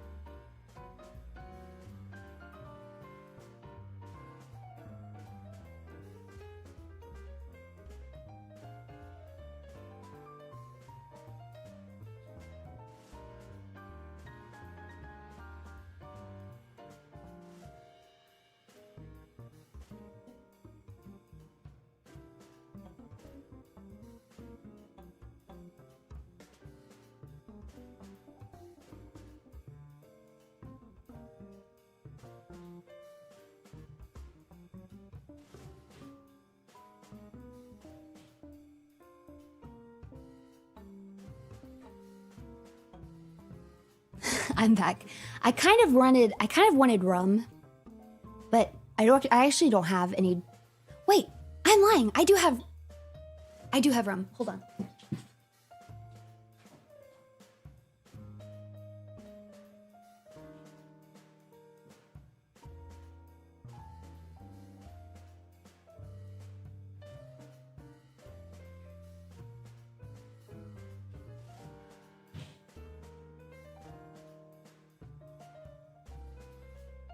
Okay, I've come back. I've come back. I have some aged rum. So not spiced rum, just aged rum. I'm just gonna Put a little bit of that in there. I was gonna do whiskey because I thought I didn't have any dark rum. I thought I only had light rum, but I do have some. I'm just gonna eyeball like an ounce. Nothing crazy. You know, hair of the dog. We had a lot of quirks pop in last night. Did you guys know getting that sound effect was one of the hardest parts of that stream, I swear.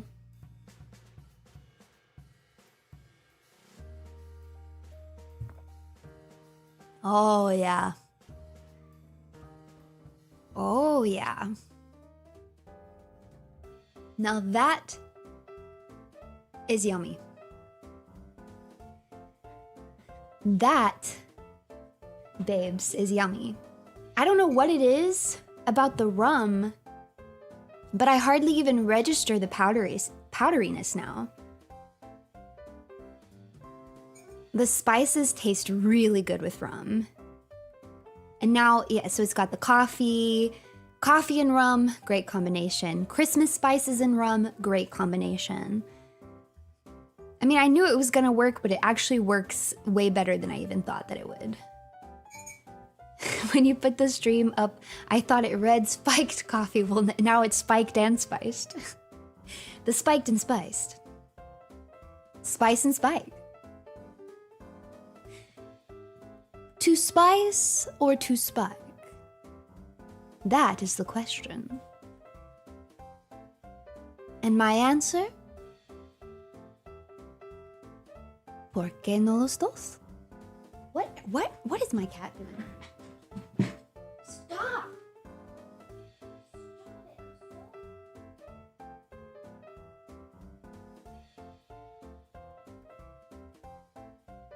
He's eating plastic again. Stop eating plastic. Stop. Stop. Yes, he is. He's like literally trying to run out of my arms to go eat. Okay. I'm just gonna have to lock you out of this room.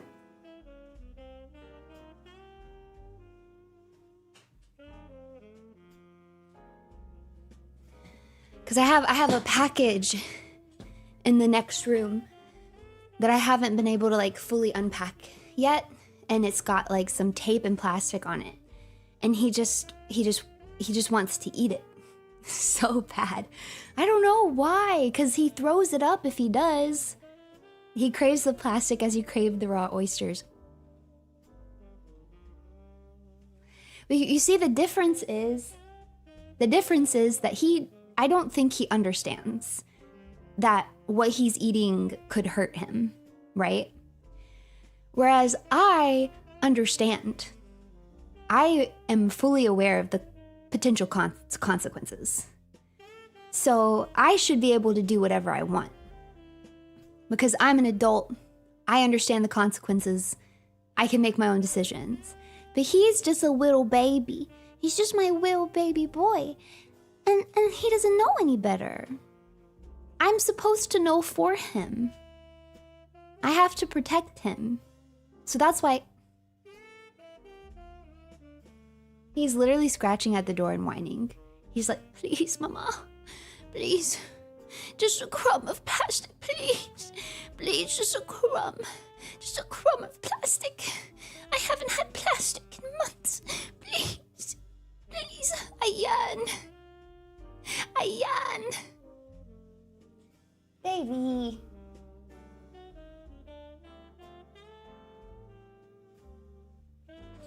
Dang, he actually got that door open. How do you do that?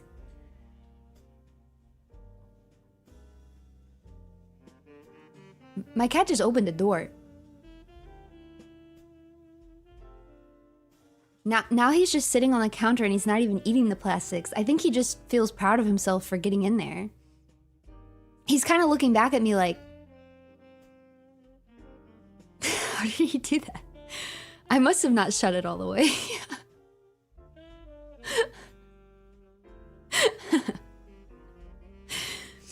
Elder Hellcat could open doors. At the first apartment, when I first got him, this is before I had younger Hellcat, That apartment had like those doorknobs that are like, I don't know what you call those doorknobs. Like the handles are like, they're not round, they're like bars. And so he could open all of those doors. It was actually a nightmare. Like he could just open them. Like he's a big cat. So he would just stand up and open the door like a person would. He could just open it. Whereas now we have like the knobs and they can't do the knobs.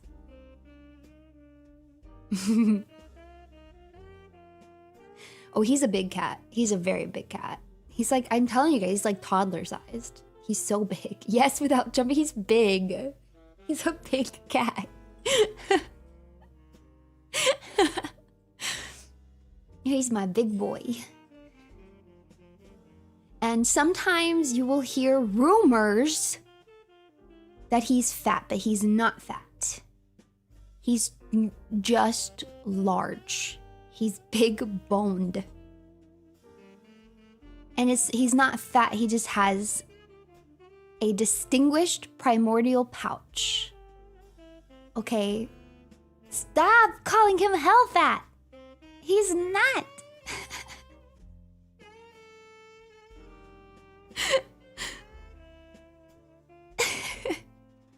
He's not called hell fat! He's really not! It's his pouch! It's his pouch!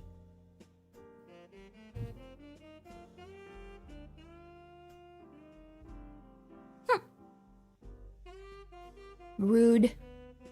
Rude.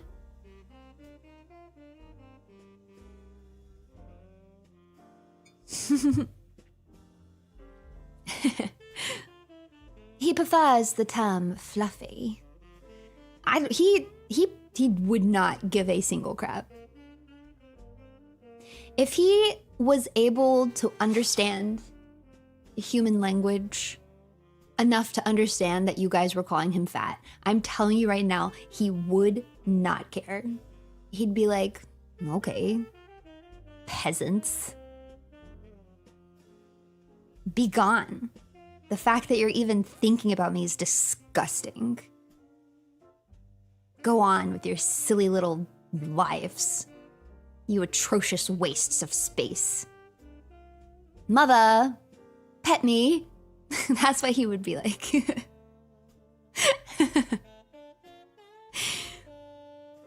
He's so spoiled. He doesn't even give fancy feasts. He gets fancier food than that. He gets like expensive food. But that's because he had crystals in his urine when he was still really young. He got a slight infection. I forget if it was bladder or if it was urinary tract. Either one. He got it wasn't a really bad infection, but he got a little bit of an infection. I took him to the vet and they were like, oh, there's like some crystals in his urine, which is really common, especially for male cats. That's not like super out of the ordinary, but he was kind of young to already be getting crystals. And when they get those crystals, it will cause them to like repeatedly have infections in their urinary tracts. And so they recommended that I put him on food that is specifically formulated to prevent the formation of those crystals. So he's been on that food like his whole life, and it is not cheap. That being said, he has only, how old is he now? 7? And he's had literally that one infection, and that's it. So whatever's in there is working. So I think it's worth it, you know, because he seems perfectly happy and healthy. So yeah, at the end of the day, it would be cheaper than a really bad vet bill. That's true. So yeah, he's not had another one. I was really panicked about it because like urinary tract infection issues is like ultimately the cause that one of my childhood pets passed. And so when I first heard it, I was like really upset because he was so young. I think he was like 1 year old at the time. And I was like, he can't already be having urinary tract problems. No. So I was willing to do whatever. I was like, I'll pay whatever. But I'm really happy it seemed to have worked because he just hasn't had any issues since then. So he's all good. He's all good. So my baby. My other cat has also been very healthy. I feel very fortunate. Knocking on wood. You know?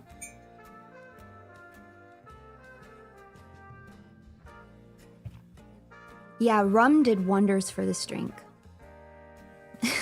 It is now actually a very pleasant drink. It's boozy. I think I might have put more than an ounce in there. It's boozy, but it's yummy. Regarding the spiced coffee, you might want to try Arabic coffee instead. It is normally made with whole spices that's boiled along with the coffee, so it might be less grainy in texture. I would love to try that. That would be a fun future coffee stream. Let's do it.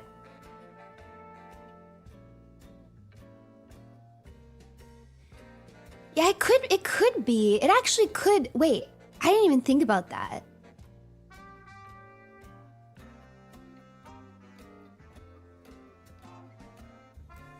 Well, no, I'm not sure.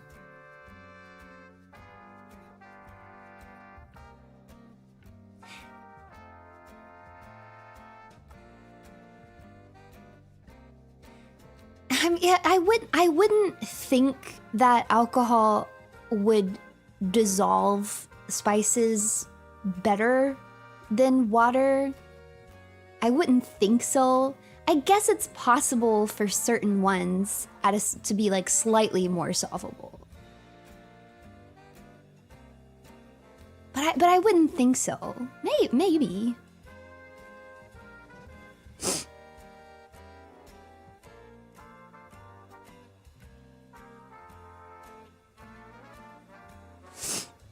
You'd believe it? It's possible. It could just be that the taste of the rum, because it's very rum forward now, just kind of masks the powderiness that I was tasting.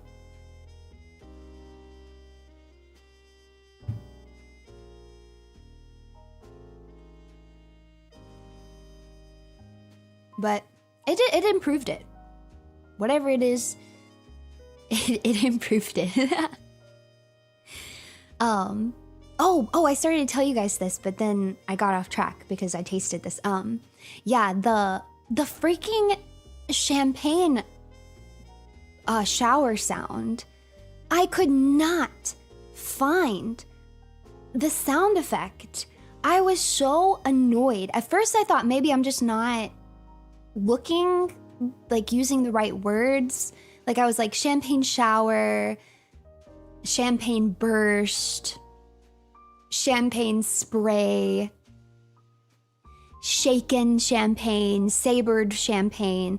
Like I was trying to look all these different keywords up, and I have access to like stocks of audio that normally you would have to pay for, but like I have access to it so I could get it. And everything I was getting was just like bubbly noises and a cork pop, or like a cork pop and then like pouring into a glass. And I was like, that's not the noise. Like I need like the like the I needed that sound. I could not find it. Then I'm like literally exactly that. I was looking up videos to see see if I could just find a video of someone doing it and take that audio, but they all had like music behind them or were like talking over it, or there was always just like other audio in there that I wasn't going to be able to get. So I was like, oh my gosh, I'm just going to have to make it myself. So what I ended up doing actually is I didn't want to actually do a champagne shower because that's a lot of mess. So instead what I did is I got a sound effect of a fire hose because it had a really good startup, like a starting sound, and then it was really long, but then it had the like fizzle out sound at the end. So I took the fire hose sound and I just shortened it to be the length that you would get from a champagne shower, but it still just sounded like water. So then I got a carbonation sound, just like the fizzy like carbonation sound from like a soda bottle, and I layered that over it, and I was like, okay, that sounds better, but still not perfect. So then I found like these bubbly like popping noises, and I very, very like lightly placed them into the audio. They're not very obvious, like, but it does add something, I think. And I was like, that actually sounds like that. And then when you put the cork pop in front of it, I was like, perfect. It registers as what it's supposed to be now. And it was very important that I get the noise right, because the visuals without a good noise could have been very confusing. Could have been really confusing, I think. So I needed the audio cue to be distinctly champagne pop noise. So, but yeah, that took me forever. I think I wasted a lot of time looking for it. If I had just decided whatever, I need to make this myself, like earlier on, it wouldn't have taken me that long. But I spent probably like an hour just like scrolling through hundreds of champagne sounds, and they're all labeled champagne shower, and then not a single one of them is actually a champagne shower. I'm holding a gun to these audio file namers. Don't name it champagne shower if it's just a cork pop. Don't you dare. Don't do it. Because you made my life a lot harder. You made my life a lot harder.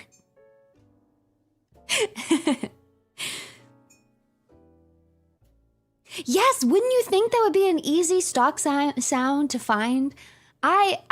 You know what? I challenge you guys. I challenge you guys to go and find it. I need the cork pop, the initial burst, and then the spray, and then the fizzle out. And it can't sound like it's going into a glass. It needs to sound like it actually like a carbonated burst from a bottle. Will you upload yours for the greater good? No, I'm evil. It's mine now. It's all mine.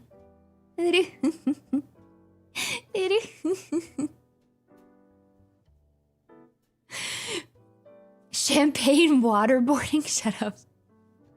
I bet even that wouldn't have worked. Because there would just be somebody gurgling in the back of it. I was like, I can't have that noise.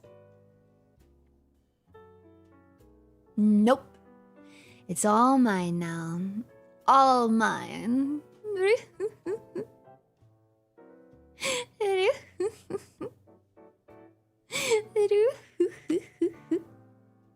I'm so excited that some of the programming worked though. I actually had a lot of fun like putting that together. I wonder if I can show you guys like a screenshot of how it worked.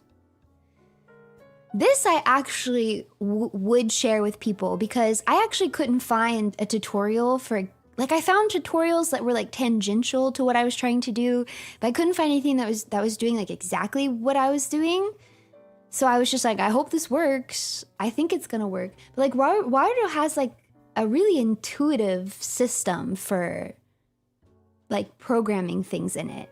I'm very impressed because like I've told you guys, I've never had any formal training or whatever. But like they've like simplified it into like these like visual nodes that you can use, which I think makes it like so someone like a dummy like me, even a dummy like me can figure it out. Because it's not just like a bunch of typing. It's like, I'll show you guys. I'll find one of the things and I'll show you. Let's see.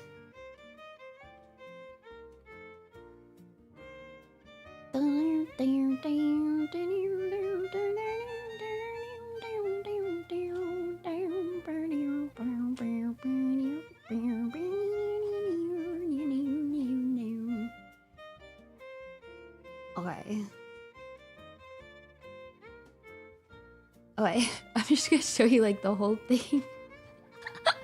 It looks so much more complicated like this than it really was. So this was how I did the, let's see, screenshots. I just took a screenshot of it. Oh, come on. There we go. So this was for the twister board. This is what it looks like in Warudo. I wonder if I can make it big enough. It's like, so it's too small so you guys can actually read it. But like it's super intuitive. It's super intuitive, I think.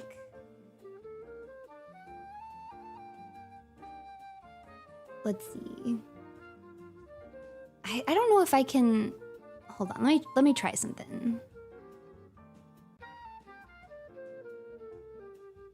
I really like this mix of jazzy Christmas music that I got going on here. It makes me happy. Oh, yeah, that works. Hold on. That works. Now I can show it to you guys. And I can like zoom around in it. I'll put it like here. There we go. So I was able to use this node, which is on YouTube chat receive. See how easy they make it? Like it's just like a node. Like I just dragged this in here. And then I had to learn what booleans were, which I didn't know. But basically I wanted it to have a specific message and then also have to come from my moderator. So I say, if this message contains exclamation point spin, and it goes to this boolean and, which basically means and is a moderator. I might be saying it wrong.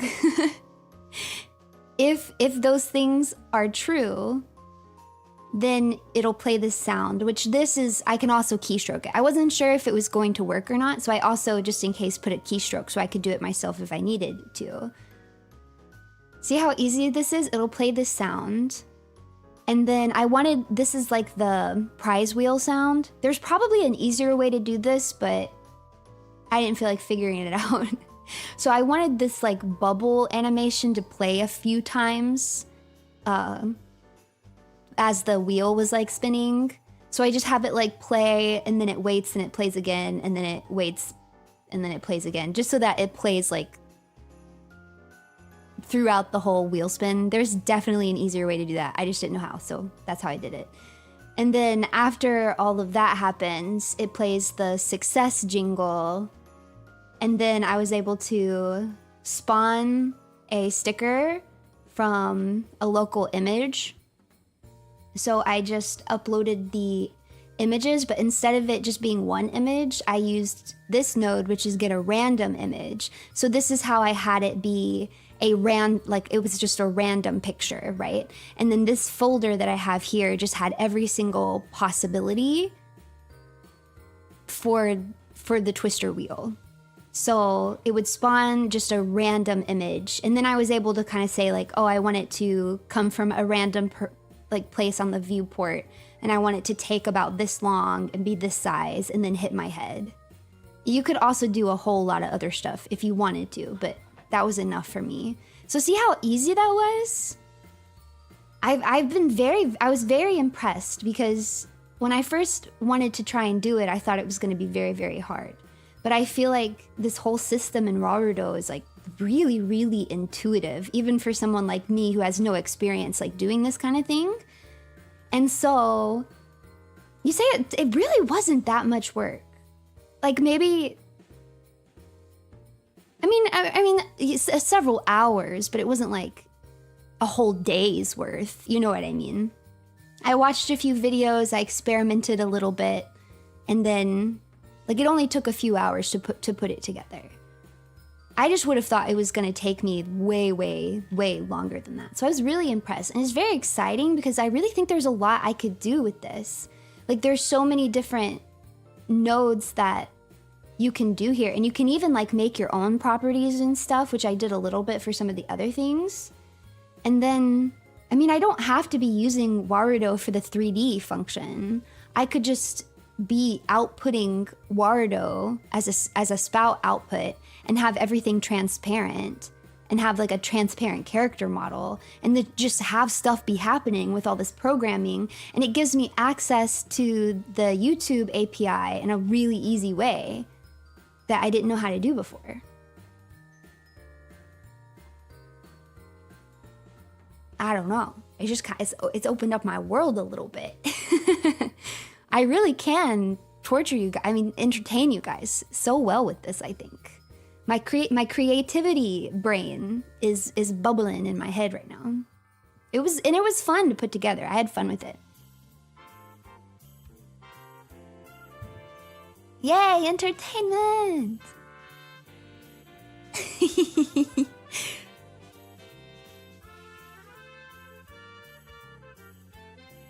You love entertainment. It's true.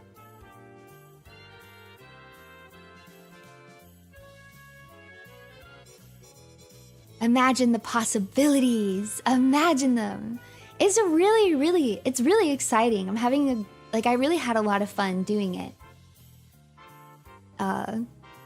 And I'm gatekeeping my champagne sound, but I won't gatekeep this. Like if any of the other phase girls want to know how I did it, I will show them. I will show them. But I'm gatekeeping that champagne sound. It's mine. It's mine. And I'm gonna figure out how to do the golden panty thing. I mean, it might not actually be, you know, it might not be panties, you know, that was like a one-time thing, you know. That was a one-time thing, but I want to do something similar where I make it like a really rare chance to spawn, because I think that would be very fun.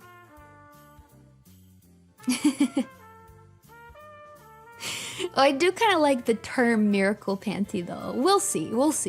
I'll have to think about it. But I want to I'm sure there's a way to do it. I just have to figure out how to do it. So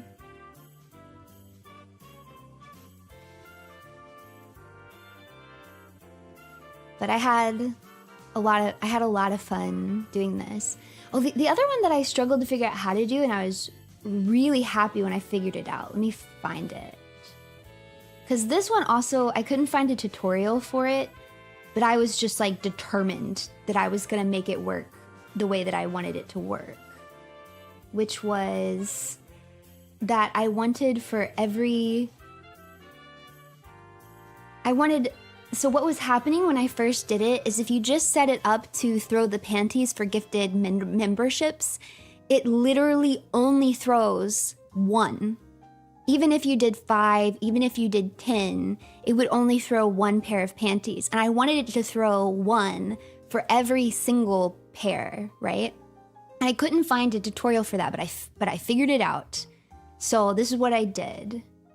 So we get the gift.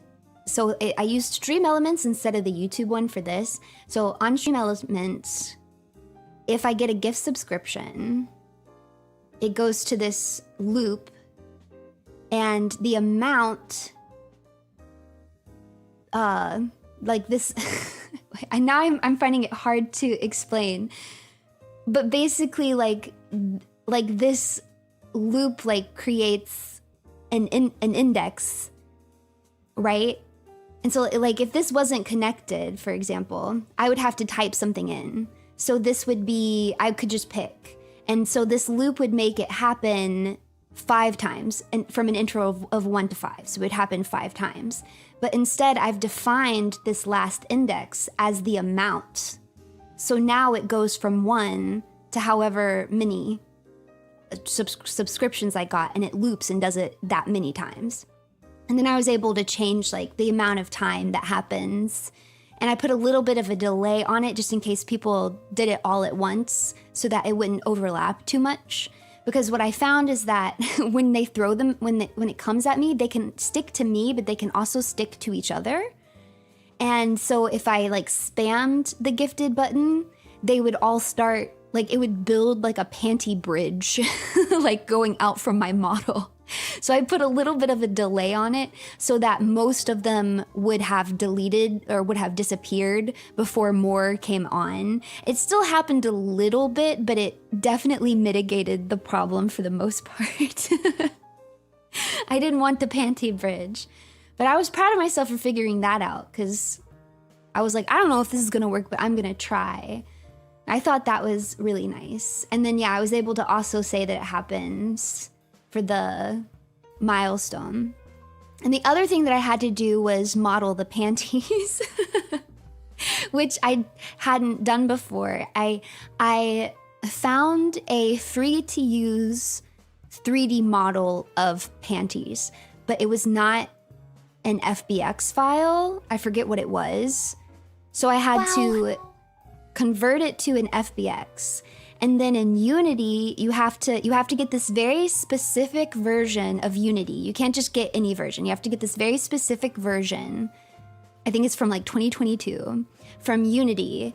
And then you have to download this Warudo package because the only way to have props within Warudo is for them to be a .warudo file. So you get that version of Unity and then you download this Warudo package.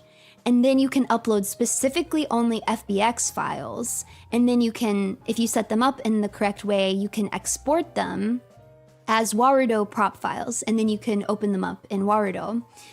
But the thing is when I loaded the free model that I got, it didn't have a texture on it. It was just like gray. And I could not for the life of me. It took me forever. For some reason, it was just, sometimes it's hard to Google things. I'm sure the answer is out there, but I couldn't find, like, whatever I was searching, like, wasn't bringing it up. So I basically just clicked things.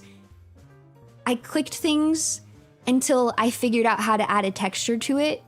So I got the texture onto it, but it was inverted, which means the outside was on the inside and the inside pattern was on the outside.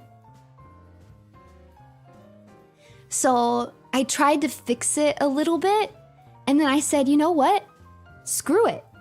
I'm just gonna flip the canvas, and it worked perfectly. I just opened up the texture file in my, in Clip Studio Paint, and I just flipped the canvas and then re-uploaded it and it worked.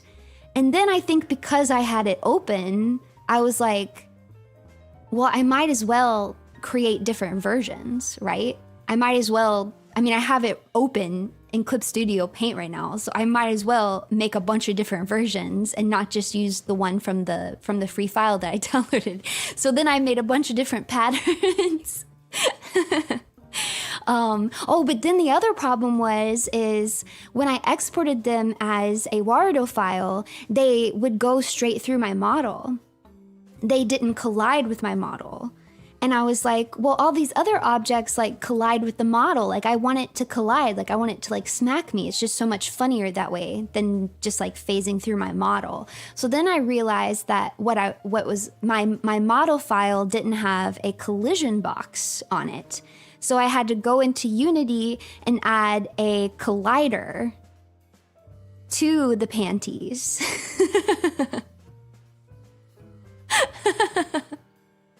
and then it worked. So, but see now the world is opened up to me dangerously because now I can get anything I want, you know. If I can find an FBX file, I can get it into Warudo now. I can do all kinds of stuff. I grow in power. But yeah, I had a really good time. Like I got stressed at some points. It was stressing me out at some points, but for the most part, I was having too much fun. I was having too much fun doing all of this.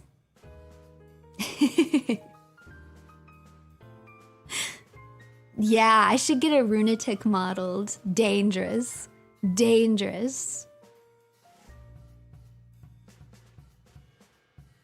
So,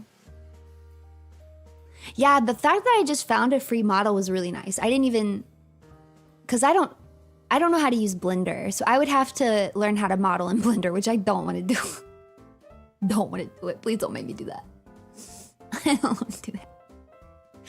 But there's a lot that you can, I found one for free, but you can also buy them. There's a lot of different sites where people will sell their models. So that was nice. You can find it.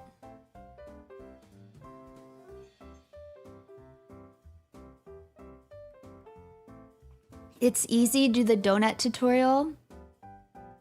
I don't want to. I don't want to. I don't want to.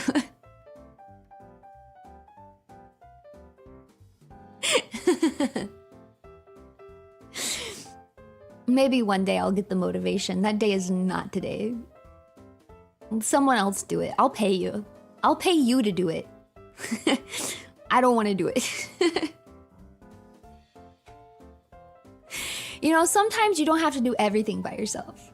Sometimes you can let someone else learn how to do it and you can just pay them. Sometimes that is the correct answer.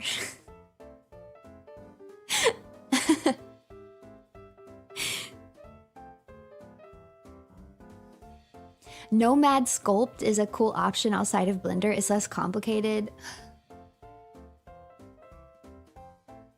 No, I'm not going down this I'm not going down this rabbit hole. I'm not learning how to I'm not doing it. I don't have the time. I'd rather play Sudoku, okay? I'd rather pay someone else to do it, and I'll play Sudoku while I wait.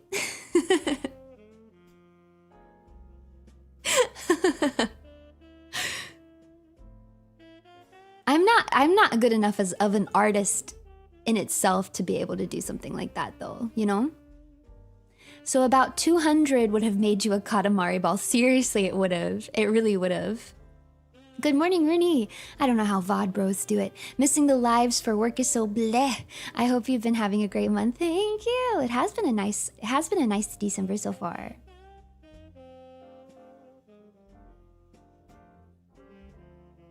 Sudoku is fun. I haven't played it as much recently. That's good. That's good. Sudoku is best when you play it occasionally. Maybe once a week. Maybe every Saturday morning with your cup of joe, you sit on your back porch and you have a nice little game of Sudoku, and then you don't do any more until the next one, until the next Saturday. Because if you keep playing it, it will get too easy. And when it gets too easy, you start doing crazy stuff. Then you start doing Sudoku puzzles with extra rules, and you end up torturing your poor little brain. Are you doing one that's like crazy right now? Yeah, I'm doing one that's really crazy right now too. I actually think I've made a few breakthroughs with it, but I'm stuck now. I looked at it a little bit this morning. I'll probably play it again after stream. Yeah, I haven't solved that one yet. I haven't, but I have made some breakthroughs. Sometimes it's hard because I don't have a lot like big chunks of time. So I'll play it for like an hour, and then like the next day I'll have to like remember all the logic that I used to like make the conclusions that I got the day before. That's why sometimes I write it down too, because it helps me. Because then the next day I can like, okay, yes, this was my train of thought. This is where I was, you know? Thanks for the code review. Let's ship and deploy without any further bug testing. Scum sprint goal is met. This tech talk is boundlessly exciting, unironically. Feeling moderately inclined to get into 3D modeling now. Ooh. We could be very evil. No bug testing. That sounds really evil.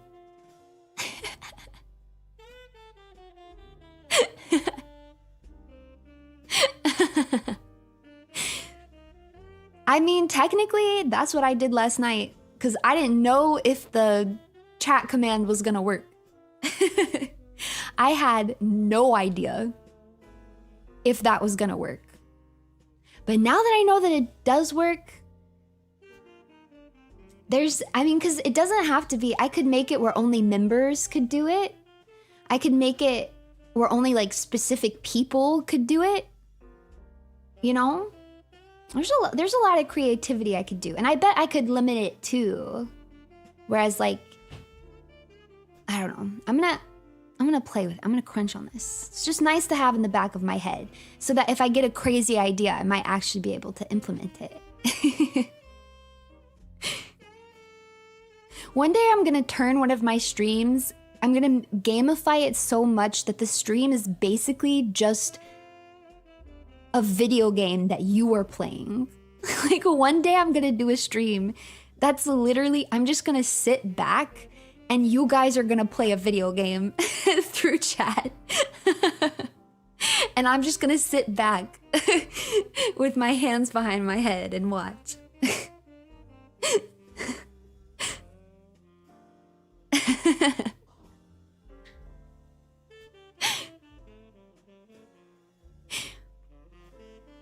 Of course it'll be survival horror. What else? The future of streaming. I did see, oh, I think Tenma posted it. There's a horror game being worked on, or maybe a demo came out or was coming out, where your viewers get a separate screen and you guys can see where the ghosts are and the streamer can't. So then I would have to rely on you guys to tell me where I saw it, where everything was, so I didn't like run into ghosts. And I really wonder how that tech works. But that seems really cool. And if that really works, I feel like there's a lot of stuff that people could do. You know, like there's just a lot of directions you could take that I think could be really fun. So I would like to try that. But I need to look into it again because I can't remember if it was already out or if it's coming out.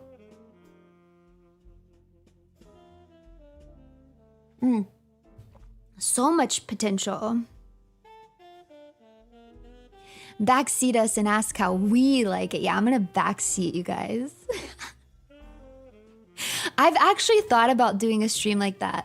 I was like, what if I let people, you film yourself playing Resident Evil 2 Remake, and then I will watch your playthrough and backseat you.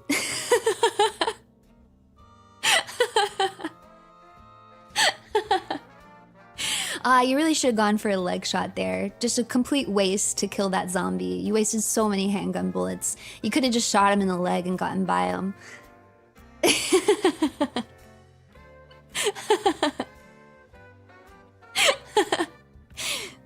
I think it could be fun. That's rage bait. It's my right to rage bait, you guys. It's my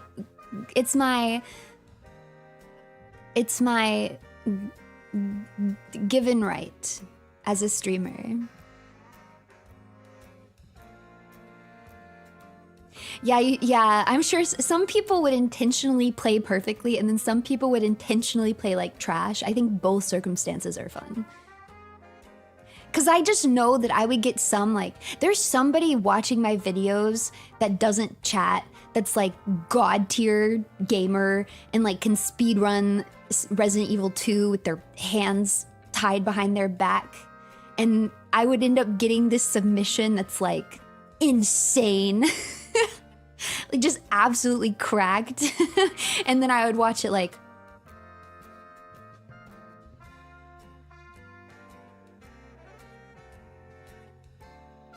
watching them knife only G3 Birkin in like 2 seconds after I'm struggling with it so hard. I'd throw my computer.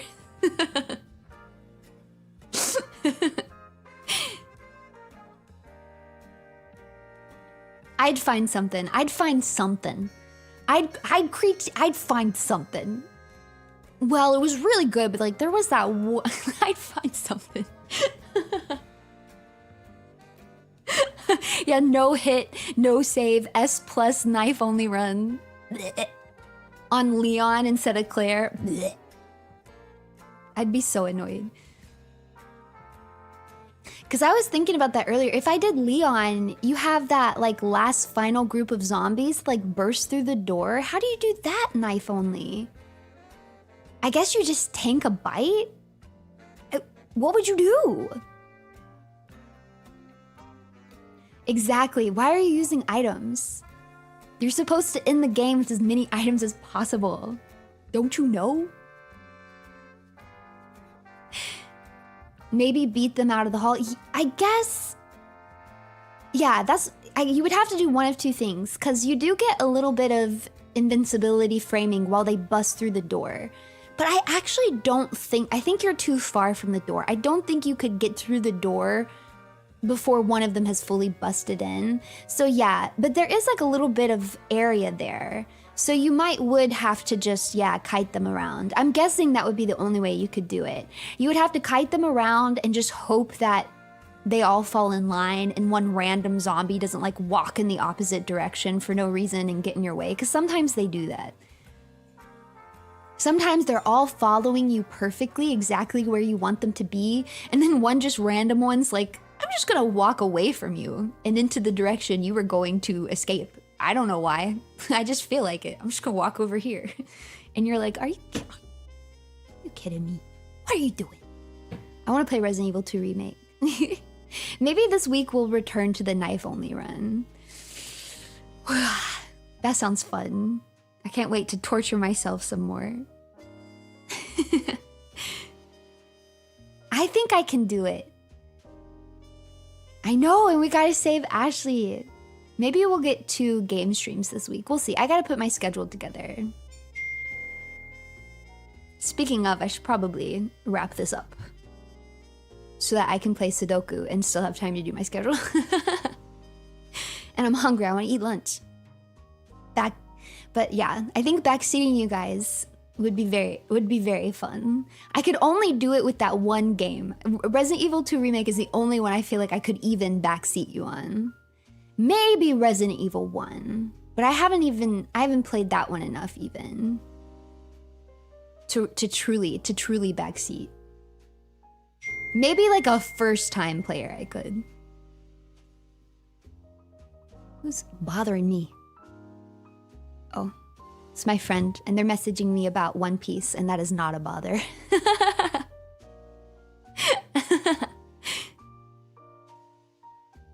You've never played any of them? That was me a little over a year ago.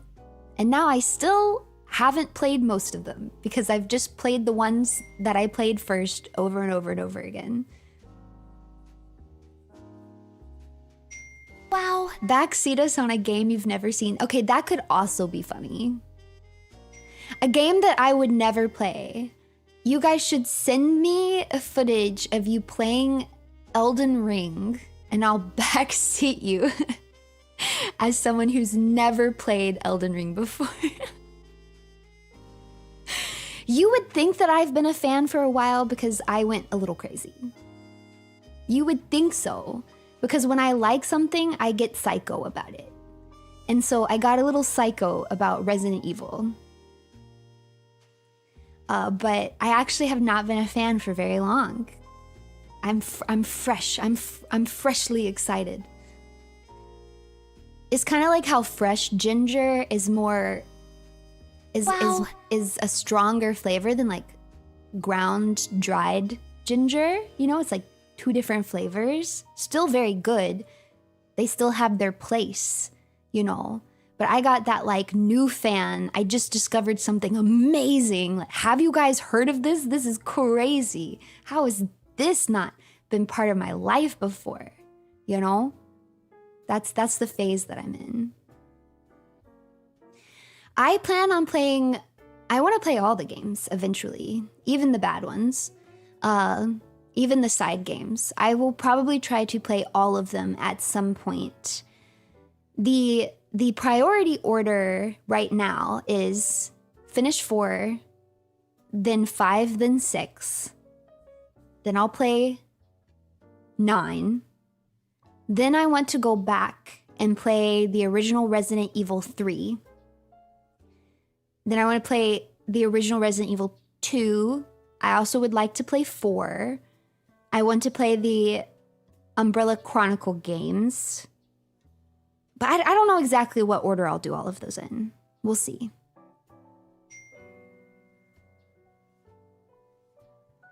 I actually don't know if I'll play 7 or 8 though.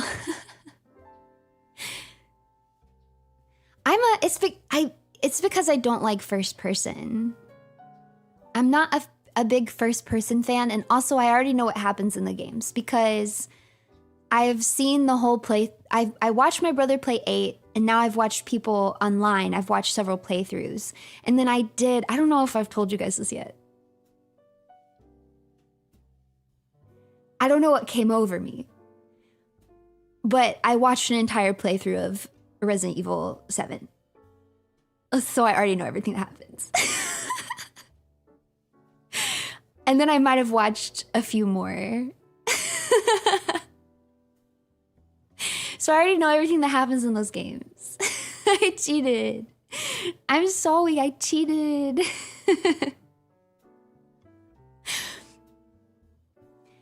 But I might still play them though.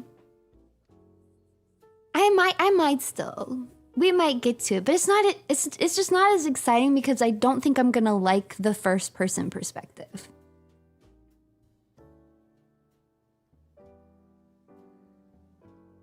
I did like Ethan Winters though, as a character. He's very fun. But 7, that was one of the best in the series. I see why people say so. It's certainly a love letter to horror. That's for sure. It's a little...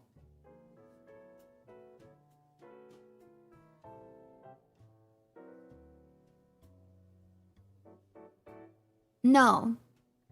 It's very campy. Which is something that I like. You guys know I like the camp. It's very campy. I would say it's more campy than Resident Evil 1. Just because, you know what I think it is? I think it becomes more campy to me than Resident Evil 1 just because it's so, what's the word I'm looking for? Referential. It's so referential to horror movies and horror movie genres, right? That just like takes it to this extra level of campiness that I feel like you don't, that Resident Evil 1 is a little bit, but it's not to that extent that 7 is, you know, like having the same character names from famous movie franchises. You know what I mean? It doesn't go to that level. So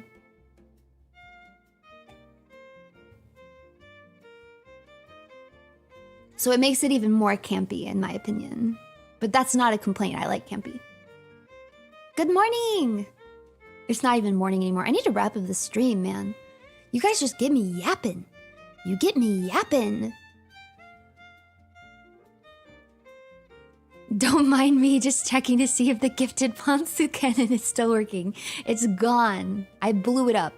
That whole stage, I blew it up after stream. It's dead now. My game submission, Neopets, the darkest fairy. I played Neopets a little bit when I was little. Oh my goodness!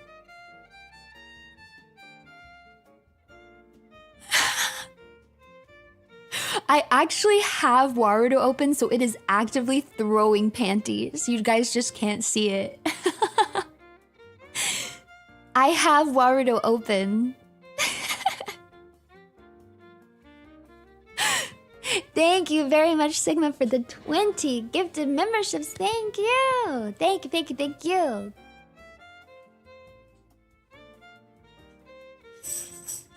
Ta-da! Gifted memberships, who? Gifted memberships, say. Gifted memberships, who day? Who day? Gifted memberships, wow. Make sure you say thanks now. Gifted memberships, today.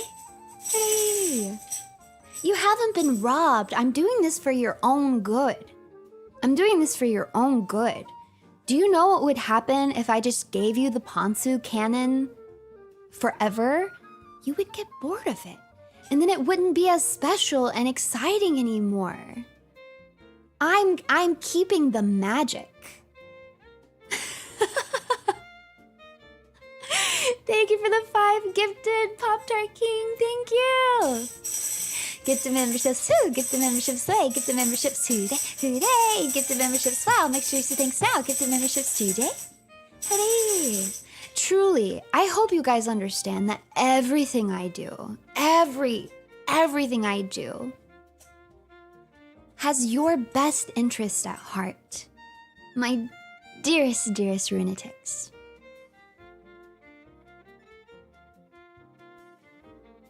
You believe me, right? Nope, none of it's just for my entertainment. None of it. Definitely not.